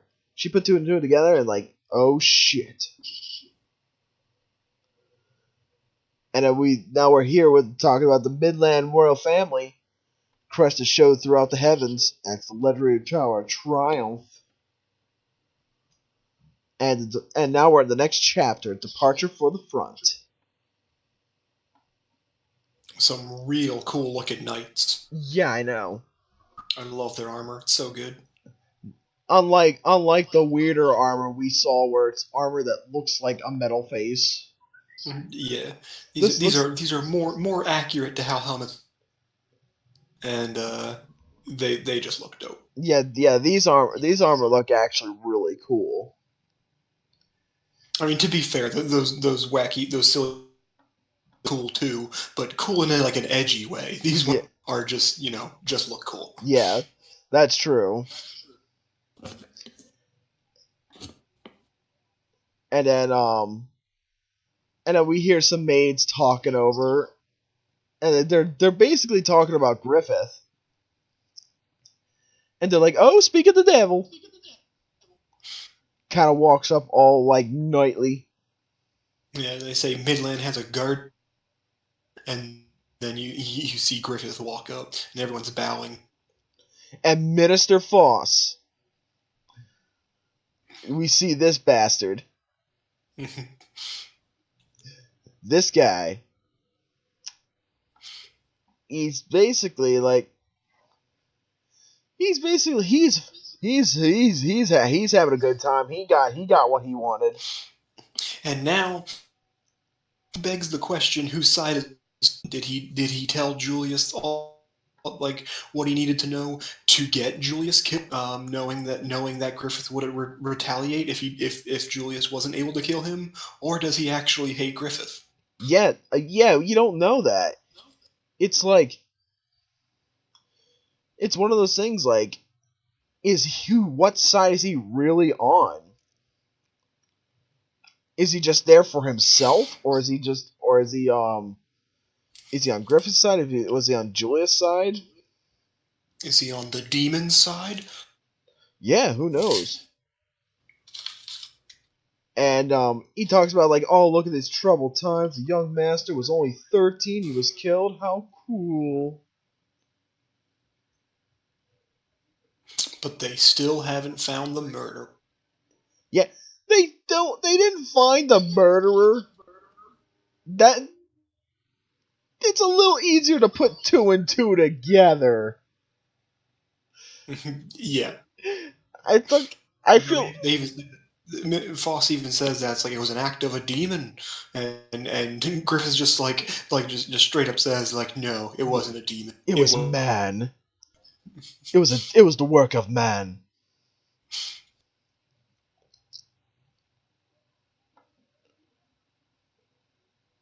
Yeah, and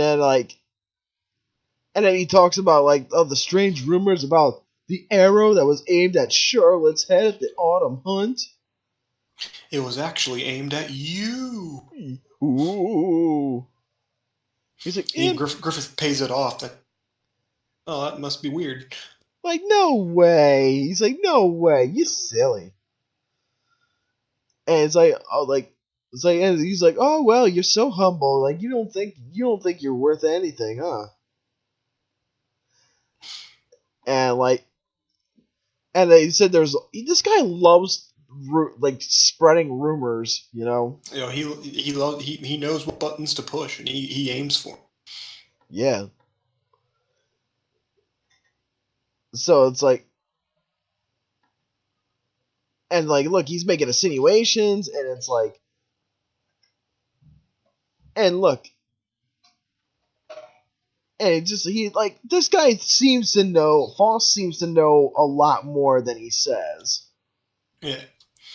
He even goes so far to he tells them that like these other aristocrats, these other royals, that's like if they want someone dead, they'll do it one way or another.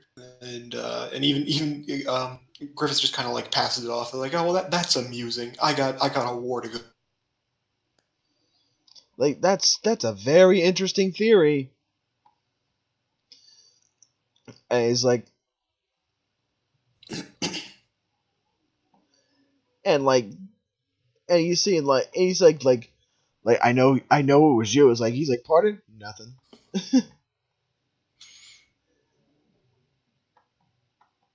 Yeah, and he's like, and he realized, wait a minute, like he didn't even shed a tear for Adonis. Yeah, he remained entirely calm through the entire thing. So maybe he didn't do it, but no, that's impossible. It was clearly a revenge.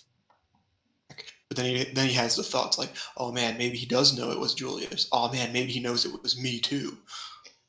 Yeah, like, oh my god. This guy is like a weird-ass mastermind. He's trying to be. He's trying to pull Griffith's strings. And it worked. Yeah. It kind of worked because Griffith's now like staring angrily down at him. Yeah. And Foss is just like, oh shit. Shit. What have I done? Like, I hear my death coming into the future.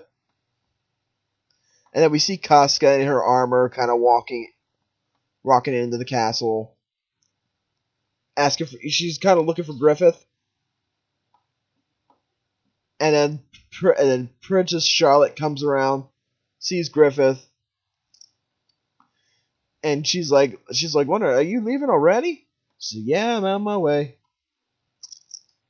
And Charlotte gives Griffith a gift. And it's it's a necklace made of lodestone. It's a magnet. It's a magnets. How do they work? How long will it be? Quoted. It had to be. It had to be. Once we introduce magnets into this world, you're wondering how they work in this world. How the hell do magnets work anyway? It's such a mystery. The Insane Clown Posse. I refuse to be associated with them. I know, I don't like their music either, but just that one meme always works. It's a good joke. But anyways, she's like kind of explaining like, look, it's made from the Man Stone, and like the woman should draw it back, and it shows like, and she's basically saying like, look, if you wear this necklace, you will return home from the battlefield. They're connected. Yeah, they're connected, and Griffith's like, nah, I don't want to separate this from you. And like, look, and because like Griffith knows he's gonna come back. But he's gonna keep it anyways. Like, you know what? I'll give this back to you. She to keep it, and he says like, no, it's very important to you, so I'll give it back. So it's like, nice guy. He's gonna keep it for now. Yeah, and look, she's all happy. She's got big old ear to ear like smile. Well, more like nostril to nostril. She has a very tiny mouth. Yeah, that's true. And Casca's like, that's my man. Waiting patiently, thinking like, that's my man. I'm the only woman he's gonna return to. Yeah. And like she kind of goes on like, man, I really don't want you to go to this battle, and to like, just come back safe. Just return. Whatever you do, return safe. Yeah, I know. And he kind of looks back, gives like a nice smile, and the Casca's like, there you are, knight. That knight over there. And Casca is like hiding her pot. And she's like, you know what? And the princess is asking Casca to protect Griffith. And she says, like, yeah, with my life. That's what I do. That's what I do. Even though he doesn't love me like he loves Guts and the princess. And here we see the queen. The queen. Which, she looks really tall. She looks very tall. She looks more fabulous than, dare I say it, she looks more fabulous than Griffith does. Yep. But it's mostly the clothes. It's It's the clothes. Yeah. And the tallness. And look at the hat, and the fact that she's wearing like 3 pairs of pearl necklaces. And look at this, like look at her eyes too. And it's just like you see they're a little menacing. Oh well, she's the queen, of course she's menacing. It's like a menacing beauty type of thing. And she's like, "Why were you talking to that man?" She's like, "I don't know what you're talking about." And she's like, don't pretend otherwise. Why did you? It's like, I can give anyone whatever I want. She's like, "No, you can't. You're royalty." She's like, "But mother, you shouldn't." Night. You're 16, remember? She is 12. Yeah, she's. Nah, she looks very young. Yeah, she looks a little too young to be 16. But then again, back then, when you're 16, you're a woman at that point now. You know what I mean? Yeah, very true.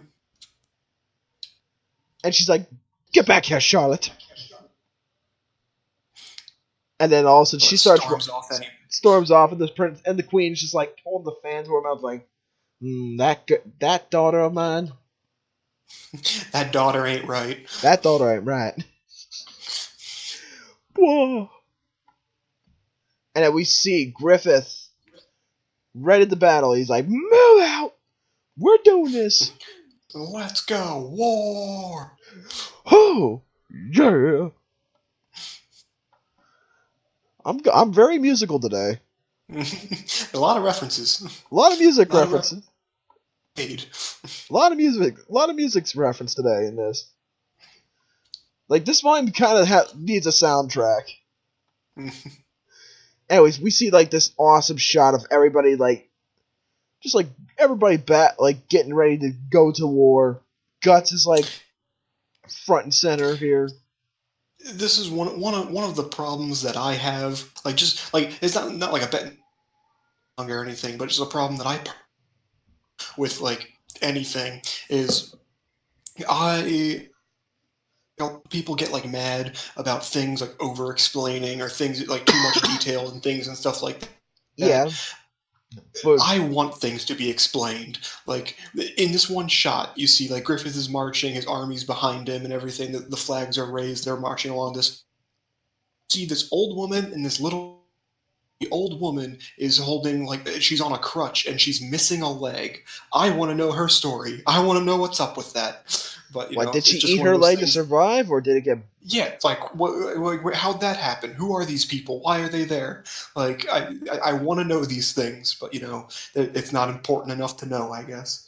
Yep, and then we see, yeah, exactly. Then we see Guts ready for battle too, and Guts is still kind of his head's not in the game in a sense, a little bit today. He's still thinking about what Griffith said about friendship. Yeah. He needs the power of friendship. Friendship, will you survive war? Oh, yeah.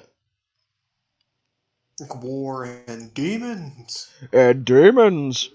And war. And more demons. But it's okay. The Ram Knights, the Ram Demon Knights were all killed. Now we're going to fight the Fish Army. Yeah, the fish army. Oh my god! Yeah, look at this. They're like, I like their flag though. It's like a cool little whale.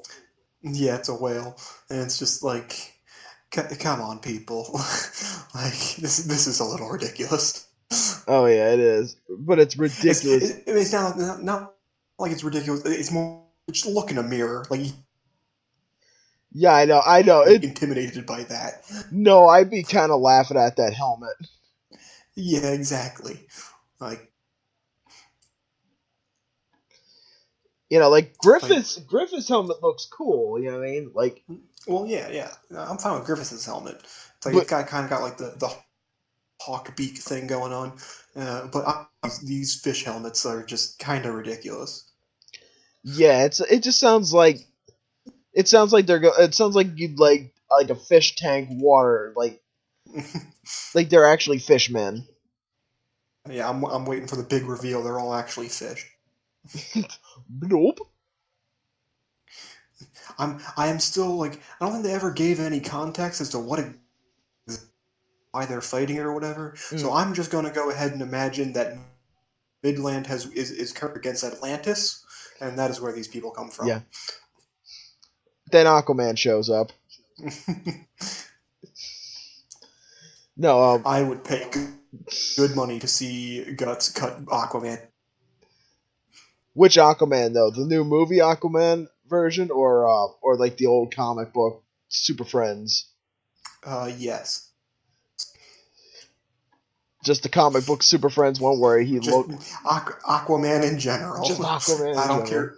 I'm gonna say the newer Aquaman just because he's a little bit more badass, but that's about it. That Aquaman would put up a fight. Just Aquaman in general, I think, would be fine. Anyways, now like Casca's like man, at a time like this, kind of having a little something going on. Yeah, in the nether regions.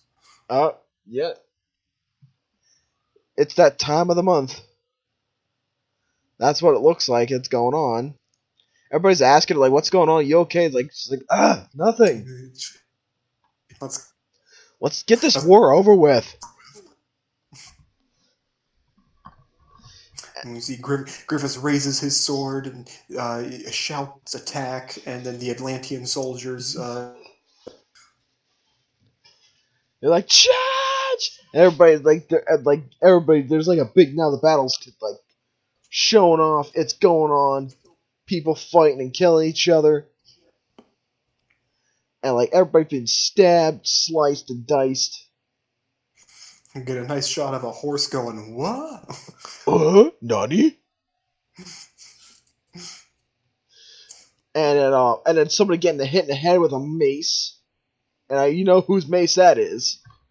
Oh, yeah. Oh, it's Pippin. He made that man actually look like a fish. The eyes were bulging out of his head. You're now a fish, man. And just now, it's all of a sudden people are going at it. Crossbows are being fired. Nobody's got hit in the eye yet. No, well, I mean, this one guy looks like got shot in the neck, but I mean, you don't actually see it. You just kind of see blood pouring out from the back of his head. Yeah, but I imagine he got shot in the neck. Yeah, I'm waiting for that left eye shot. Yeah. We see people parrying blows, stabbing people in the kinks in armor. Casca's taking down people now. There's a lot more. Things are getting a little chaotic on the battlefield, but and then we see what is assumed to be their general, who is fucking massive. Yeah, he is. Compared to Casca and her horse. His horse is as Casca is on her horse. And like you puny girl, you're the one who commands 1,000 men? The only female officer of the Hawks. I don't think that's, but okay, maybe female, maybe the other people are. Yeah, I know. And like this guy's like taunting her, like, you know what, like you women are inferior and blah blah blah. Gotta get that anti-feminist propaganda in here somewhere. Yep. They're talking about how like a woman trying to be a knight, disgusting. You need to be back in the kitchen where you belong. That's what he's like, and make me a sandwich. Preferably with tuna. That's sacrilegious. He can't eat tuna. Or kelp. He pushing the wrong person's buttons because Casca. Yeah, she's like, you gets ready to. It's like, you son of a bitch, and starts like going at him. But the horse with a she manages to block the attack, but with a trident. Yeah, I was just about, like, you're really are fighting the Atlanteans, right? Yeah, like, look, no, he is. I think he's Aquaman at this point. This is the Dark Universe Aquaman. The Dark Universe Aquaman here is about to stab Casca with the trident, misses right in between her legs. I think he ripped her little dress. Little bit of her I don't know what dress. she's actually wearing, but yeah, she's not. She gets back up and she starts swinging at him. Yeah, she's like, man, this guy's strong. It's like, and he just goes on, this place is a sacred battling ground for men. And like, you woman shouldn't be here. Now get in that kitchen. We find out is the General Silver Armor Knights, which I'm surprised it's not like, the Silver the Holy Whale or some nonsense, but yeah, the Silver Whales or something like that. Yeah, but yeah, happened with his trident. Casca's on foot. She got knocked off her horse, so he's still on his horse, but she's still able to parry all of his attacks. And then we see the general. The general look back and he sees like all of his men are getting like destroyed. Like all these men getting destroyed and everything. Which I think it's him doing. Yeah, it's him. He's just cutting up all these guys.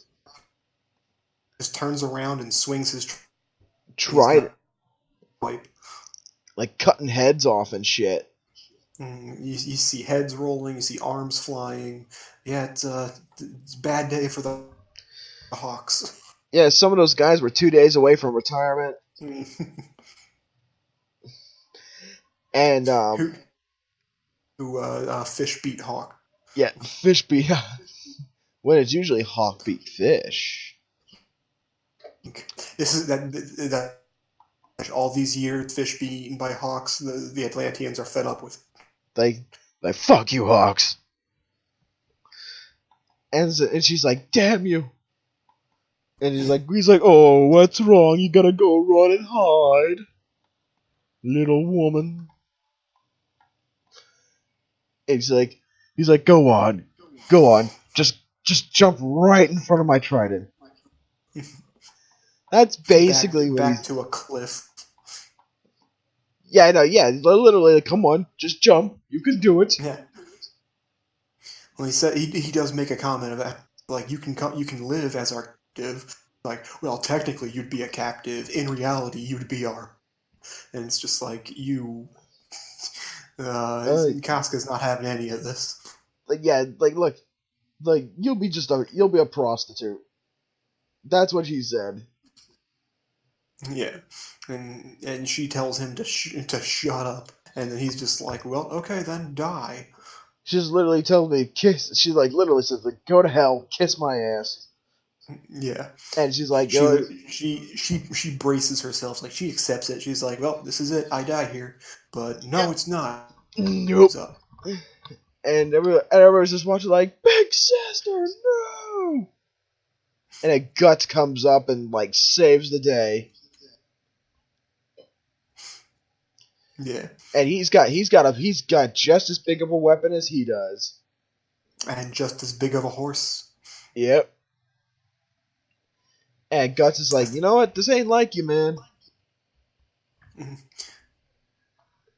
And she's Casca, something's not right, Casca. You're not being yourself today. Yeah, you're not. Your head's not in the game. And she's like, she's like, Guts. And then Guts and start have their own duel. Yeah, and Guts and Bizarro Aquaman kind of have their fight. Well, they prepare to. Guts eggs him on. Guts starts saying, like, come on, I'm just getting warmed up. Yeah. And move to the next chapter. We move to the next chapter, which I believe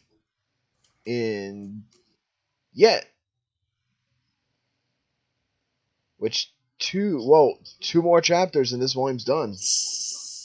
2 more to go. Yeah, now we're going on to... Yeah, they really start to... these volumes are getting, like, longer chapter-wise, but, like, the chapters themselves they are flow. shorter. They have a better flow. Yeah. Yeah, I mean, they have a better flow and pacing, I think. And this chapter is Casca 1. Yeah, it's the second Casca chapter. Yeah. It's the Casca chapter, first one. And we see kind of like...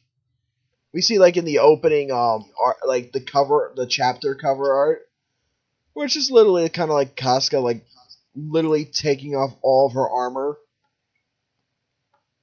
Slowly. Yep. Seductively. Yeah. Sensually. Yep. And we see we're still in the battle. Guts is egging him on. Egging Bizarro Aquaman on.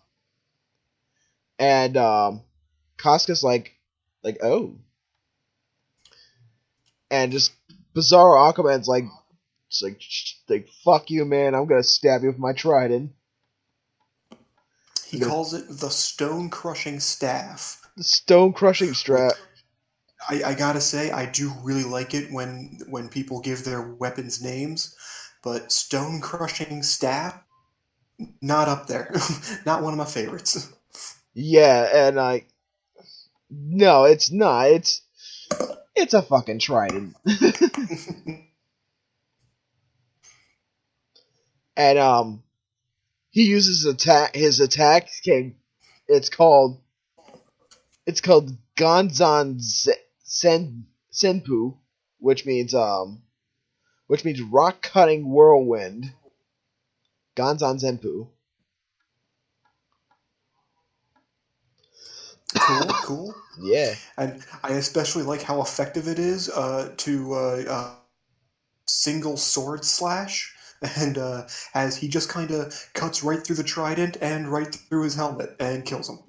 Like, I know, like, you'd think this battle would last a little longer, but no! He was taken down in one fucking shot. He's about to...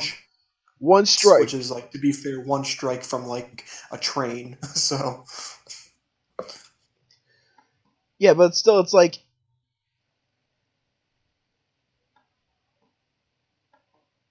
Oh, well, he's still gonna... He's about to do his other attack. He's like... Gah. God, he just had a lobotomy, but he's still up. He's still good to go. And look at him. Like, when he gets like dismembered now. It's like he's like... Yeah, his face is all sorts of mangled. Yeah, teeth kind of flying all over the place. He's got like a Buzz Arnold Schwarzenegger cut. Yeah, a little bit. Kind of like a Guile haircut, but with like shorter. Yeah, he does, actually. He looks a little more like short-haired Guile. And, like, yeah, he's dead. And I love that Guts actually repeats the word Ganzan Senpu. Yeah, it's like, so that's it, huh? Yeah, that's your ultimate technique? What a waste of time. He says, like, so what? And Casca's kind of like, she's out of breath. She faints.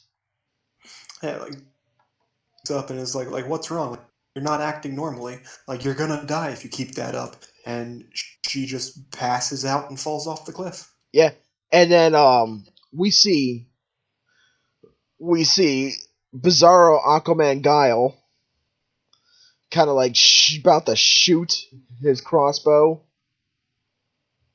at him because apparently he's not dead.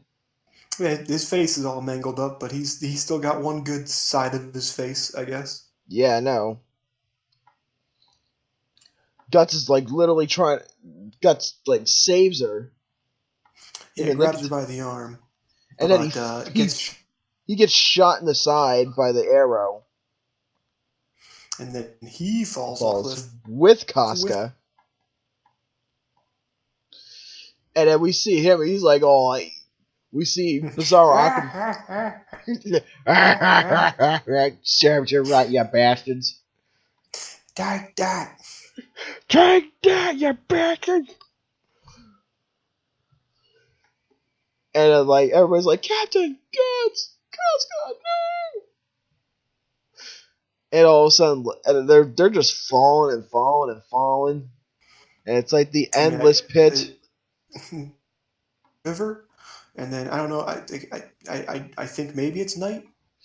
I think it's like nighttime and it's raining. Yeah, and the battle's still going on.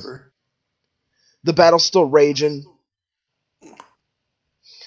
And like, yeah, now they're in the water. They're in a river somewhere, being kind of washed ashore. They managed to get out, but Guts is tired of swimming with armor on. He's like, yeah, I'm not doing that again. And he's got Casca around, and he's like, oh, like starts giving her CPR. VR. She's kind of drowning. Yeah, he's gonna save Casca no matter what. He's still got the arrow in his side, but then he remembers it. Like, I can't do this with this here, so he pulls. It's like, I used to be an adventurer like you. No, I'm kidding. I'm not gonna bring that one up. Oh, okay. You'll bring ICP into here, but you won't quote Skyrim. Then I took an arrow to the knee. Okay. Except it was in his side. Yeah. You fucked it up. I used to be an adventurer like you. I took an arrow to the side, and now I can't. But anyways, and like Casca's still kind of passed out, and like Guts is like, it's raining, it's cold. They gotta find shelter. They fell from a really high place, and he's even surprised that they managed to live. But yeah, they can't climb up, so they gotta find shelter for the time. Some place lay low. And then we hear about like Guts and Casca. Griffin finds out that Guts and Casca fell off a cliff, and they're explaining, like, look, this fall might not be life-threatening, but they're still going to be ancient. Yeah, they said, like, it's a high... There's a river below it, and I like the comment, it's Guts. He probably won't die. Yeah, it's Guts. He won't die.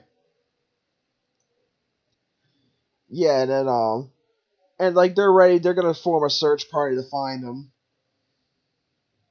And Griffin feels like, no, they're alive. I know it. Yeah. And then we cut back. It cuts back to Guts and Casca. Guts kind of is like patching himself up a little bit. They're in this like little cave underneath a tree. It's like the cover of the entire volume. The entire volume. Yeah, it is. And like Guts is like wondering, like, the fuck I do now? Like, Casca has some kind of cold. It's kind of got a cold going on, and he's like, "Oh man, I can't. I gotta do this."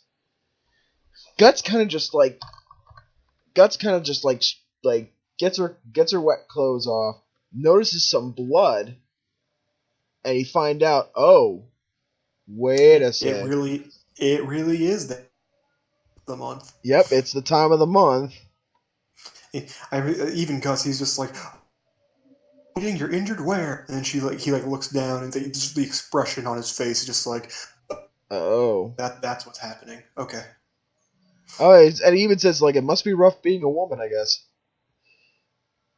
And then we see the kind of the cover from like the inside cover, and which that is a nice shot though.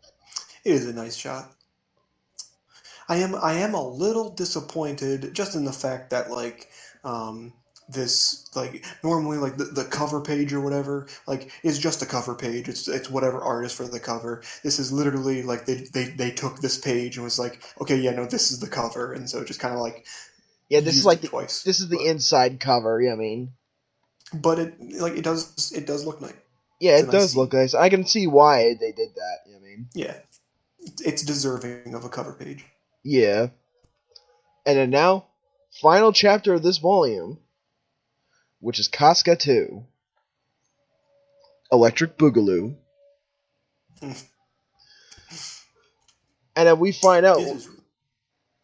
This is where we find Casca's backstory. Yeah, which will be interesting one to see. Yep.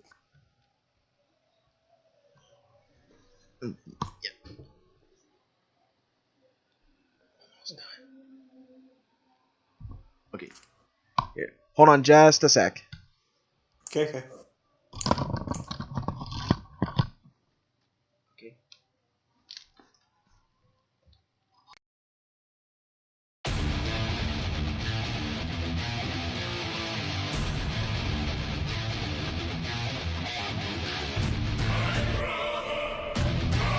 Berserk, Young Animal Comics.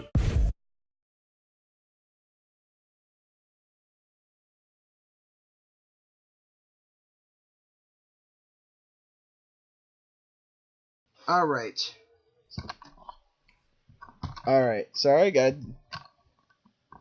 Happy life, happy wife. Happy wife, happy life.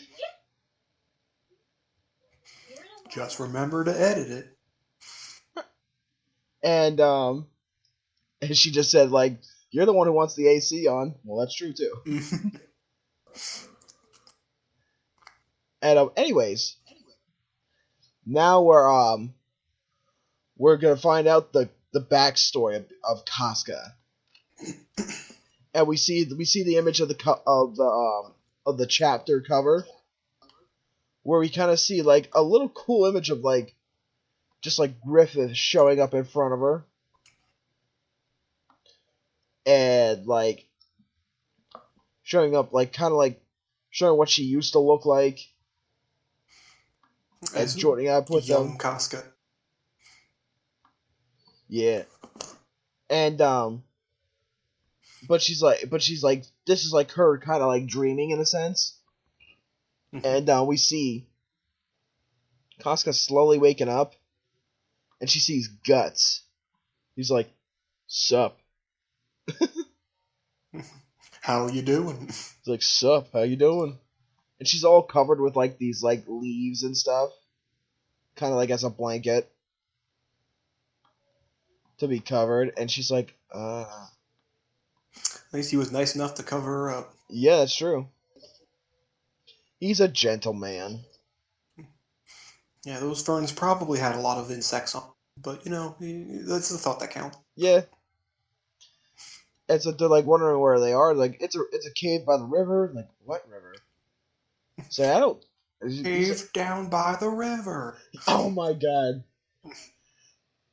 I live down. Yeah, I can make references too. I live in a van down by the river. That's my favorite Chris Farley bit. Matt Foley, motivational speaker here. I love it. Oh, I miss Chris Farley. I wonder how many people are gonna get that. I think enough. That's people. an old one. That's an old one, but I think enough people are gonna get that one. Just when you hear a van down by the river, I think people will get it. We shall see. Yeah, we shall see. And but Guts is like I don't remember where we are. Just fuck God, let go of my back. and Casca start to try and get her back. She's trying to get herself up. You still have a high. You should lie down. And then she realizes. Wait. She's like, wait, what is this for? He pulls it up and she punches. And she just punches Guts right in the face.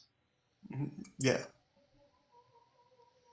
And then we find out it's probably a ye old tampon. Probably. Yeah. And she's like, what? And she basically was like, get out!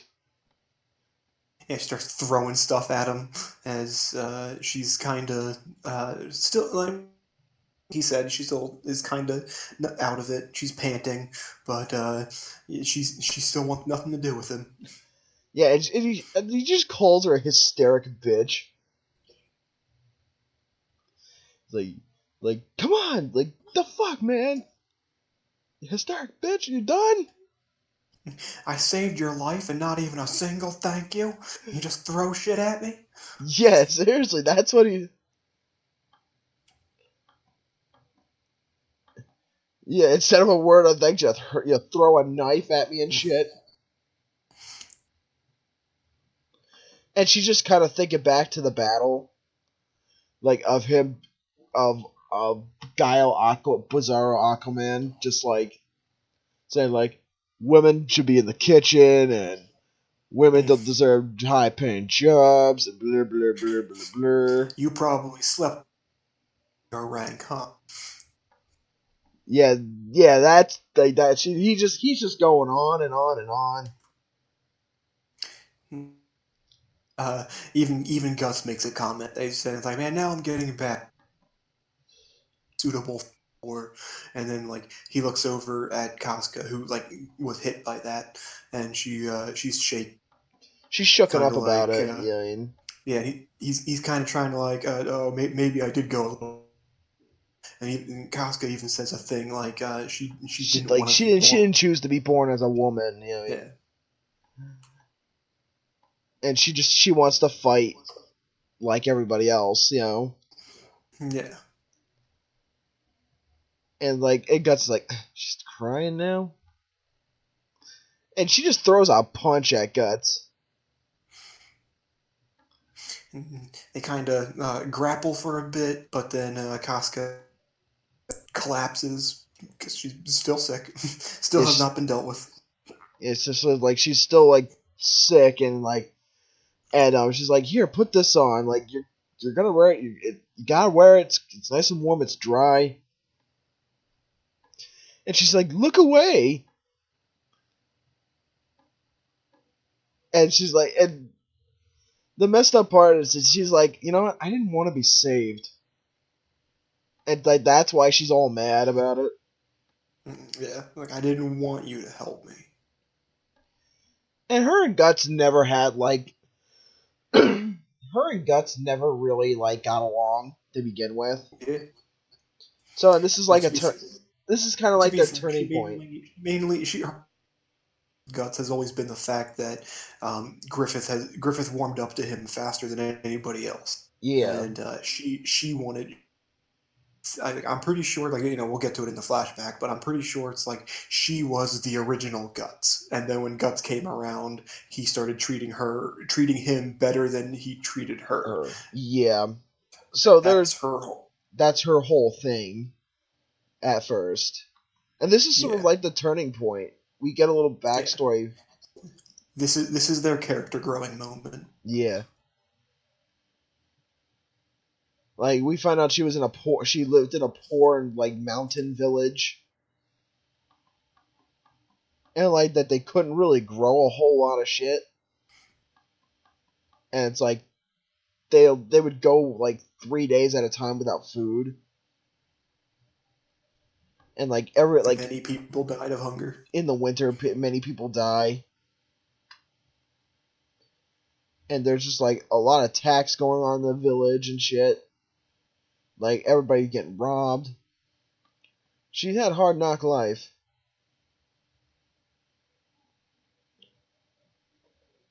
And, like, she was about to be sold as a castle maid. You know? Yeah. She wanted to be she was sold off to be a servant girl. Yeah. She was about to be, and all of a sudden she pretty much, like Guts, got raped. They got that in common. By the nobleman that was taking her. It happened. Yep. And then all of a sudden we see Griffith come up on horse and literally like points the sword at the nobleman. And like Griffith looks cut off his ear. Yeah, so a nice little quick swipe, like takes his whoosh. ear. Yeah, it's like he's like, the fuck, man. And like I like the comment that Casca thinks that he's an angel. In a sense, like, because like how he looked like an angel, and is like, he's glowing and I'd call that an angel. Yeah. It's like, and he would give her a chance to fight. Look, if you're gonna protect yourself or something, you got to pick up that sword, little lady. And like the nobleman kind of like he's about to grab the sword, and like he's like,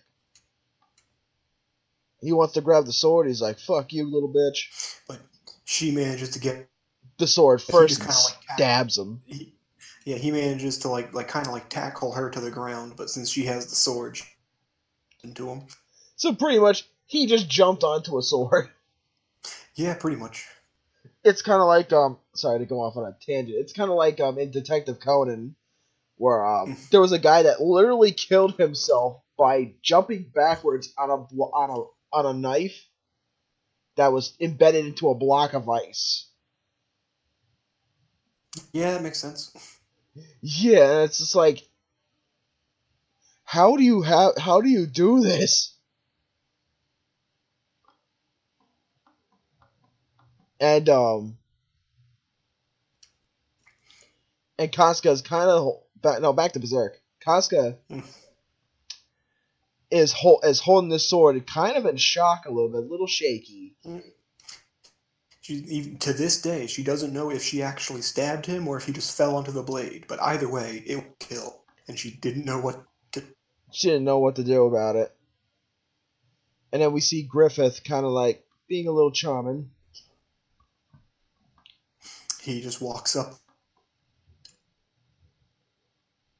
And like Casca kind of smiles and shows like that Griffith's like a good she guy. Understood. Yeah.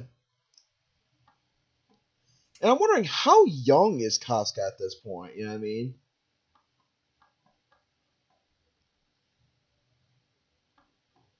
And she asks Griffith, like, what do I do now? And it's like, whatever the fuck you... Griffith's like, whatever the fuck you want. And she asks... Go with you. She asked to come with Griffith.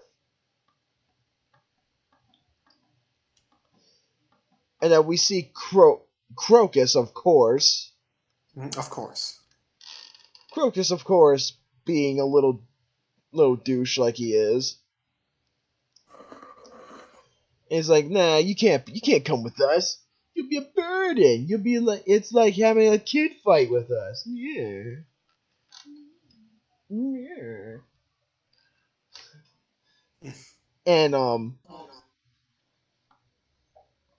And now we see like, and she asked to teach for Griffith to teach her the way of the sword. You know, she doesn't want to go back to because the people will like go find her. They'll find out that she survived, and then they'll send people back out to get her. They'll ask about the death of the noble, and like she'll just be a burden to her family. Yeah, says like I'll learn how to. I'll learn how to fight. You know? Here, please take me along. I'll learn how to fight.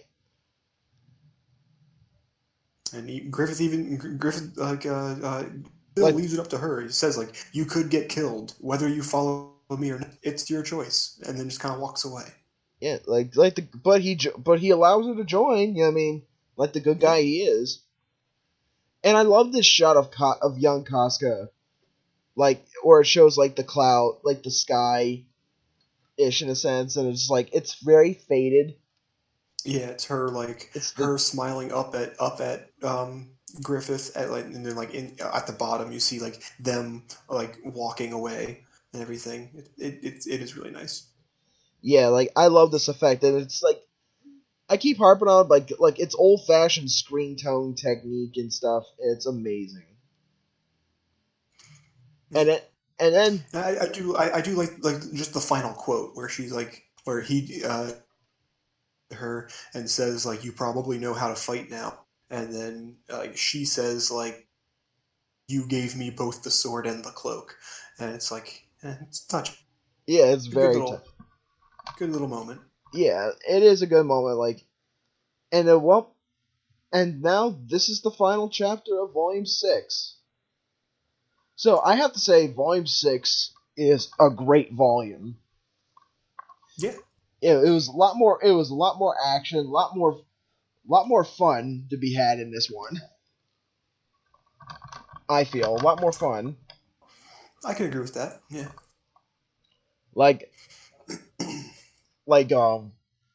So what do you think of mostly this volume? Like, Overall, I think I did enjoy it. I thought it was very good.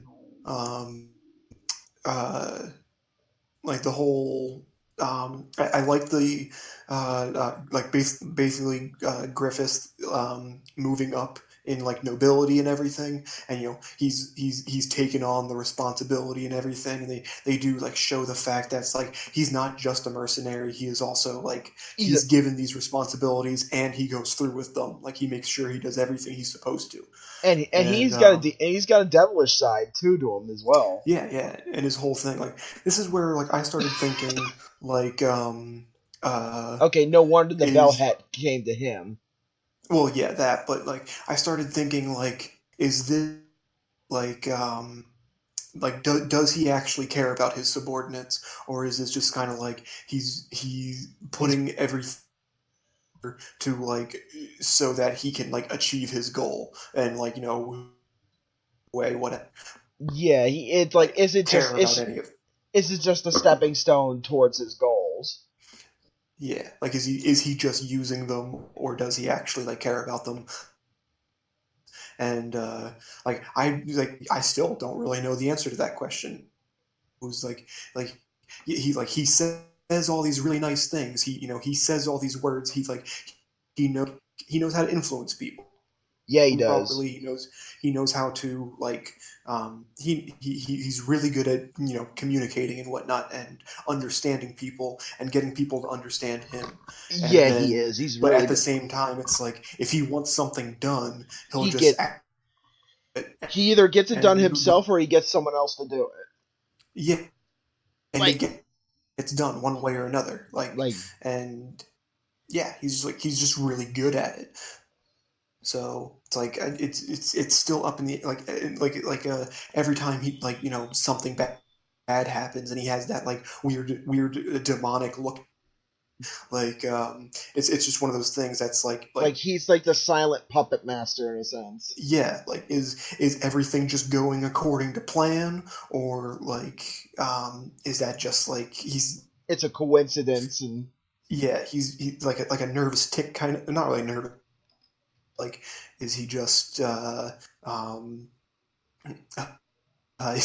he just a maniac? Is he just yeah, I've always wondered that too about him. Like, is he just like that egotistical that he'll go that far? Yeah, go to any length. I mean, we just like with the whole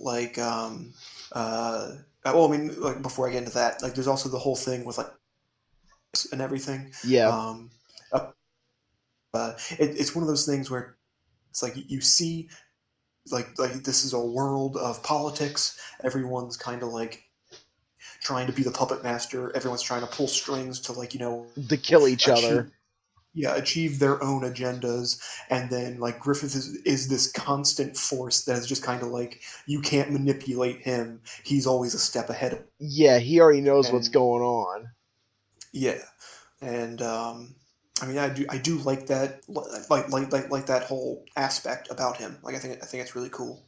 And I like how the king is trying to be kind of like a progressive king in a sense. Yeah. Honestly, I think the king is a nice guy, at least so far. He hasn't done anything that makes me think otherwise. That makes me think that he's actually secretly shady or anything like that. Like, that could be true too. He could be just really shady.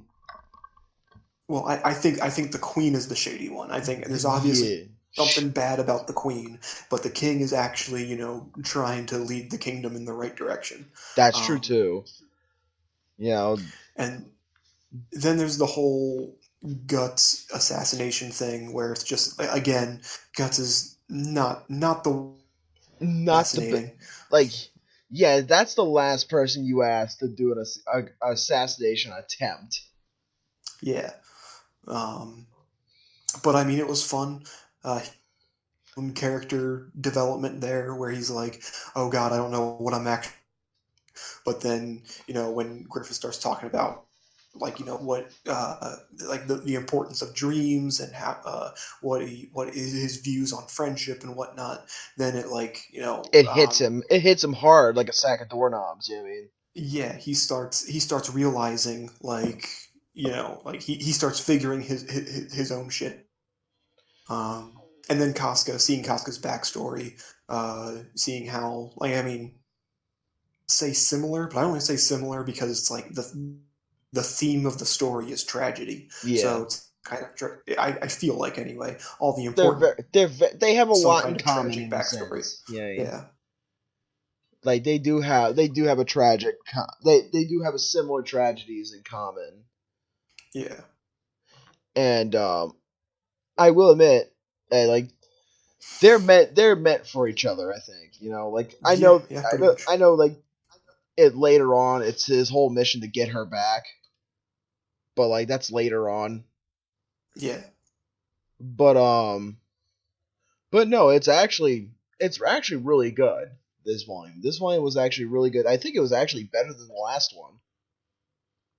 It does get seemingly better and better, and I can see why the Golden Age arc is like considered like the best arc, and why this gets adapted all the time. yeah. That's where It has all of the character development. yeah, it does. It does. It does have almost all the major character development, like with at least the three major characters like Griffith, Casca, and Guts. You know what I mean? Yeah, the It's author, like, he does really good. Um, storytelling and characters. like like building these characters up. All the character development is like spot on. Like, you really, like, you feel like you understand, like, why these characters are, like, act the way they do. Mm. Like for this Golden Age arc in the time, which is, like, I guess, like the future or whatever, where Guts is now. Like, just it's only been, like, what, like, this is chapter 6. It's only been, like, 5 chapters of the Golden Age arc, and like, in these 5 chapters, you already get the feeling of, like you already understand why Guts is the way he is in the first. So Yeah, it's like the Golden Age arc. Yeah, it's like Golden Age arc started at volume 3, and then we've been in. So let's see. So there's okay, so it's been 3 volumes. 3 volumes worth. So it's like there's 1, 2, 3. 2, 3, 4, 5, 6, 7, 8, 9, 10, 11, 12, 13, 14, 15, 16, 17, 18, 19, 20, 21, 22. Like around 20 something chapters of the Golden Age arc we're in. Okay. Yeah, so we have like 20. So it's like we're 20 something chapters in the Golden Age arc, and yeah, like we're already seeing like all this major development unfold, except except Griffith. We don't see a whole lot of his. We get development, Yeah. but in a different direction though of development. Yeah. Like we never see his. I don't think we see his backstory too much just yet. Yeah. I mean, like I said, like, even, like, from what I know about this, like, I have no idea thing is. I still don't know if he's actually just like straight evil, or if he's like, just like corrupted or misled. Yeah. I will say, like, first I was starting to think like the Foss guy, how like I mean my changed when it got to the part where it turned out Foss was just trying to be, and then realized that like maybe he's not in as much control as he thinks he is. But before all that, like when he was like talking to the when he was talking to Julius, and then talking to after the assassination and everything, and he's talking to Griffith about everything. I started thinking like if you just look at Foss's like character design, he kind of looks like one of the demons. Yeah, he does actually. So I started thinking like maybe he is like the demon. He's just like, he's pushing Griffith in the direction that like he, the Bellhead wants him to go, or the God Hand whatever. Yeah. Well, I'm not sure if that's actually the case, but that could be true. That's actually really good. That's how that's something that I've always thought was the deal with like the God Hand, was how it was like they have everything in their favor. They manipulate things for what they need. So like I feel like even if there are these people, or if they're actually like in the background pulling their own strings, like they're the ultimate puppet masters. You know what I mean? Yeah, they have play on like its fate, its destiny, and all that. But I'm starting to like I believe that it's actually just like the demons are pushing things into motion. Yeah, maybe like a nudge here, but they set things in motion and to achieve. Yeah, they're the ultimate puppet masters. You know what I mean? So that's my theory anyway. Yeah.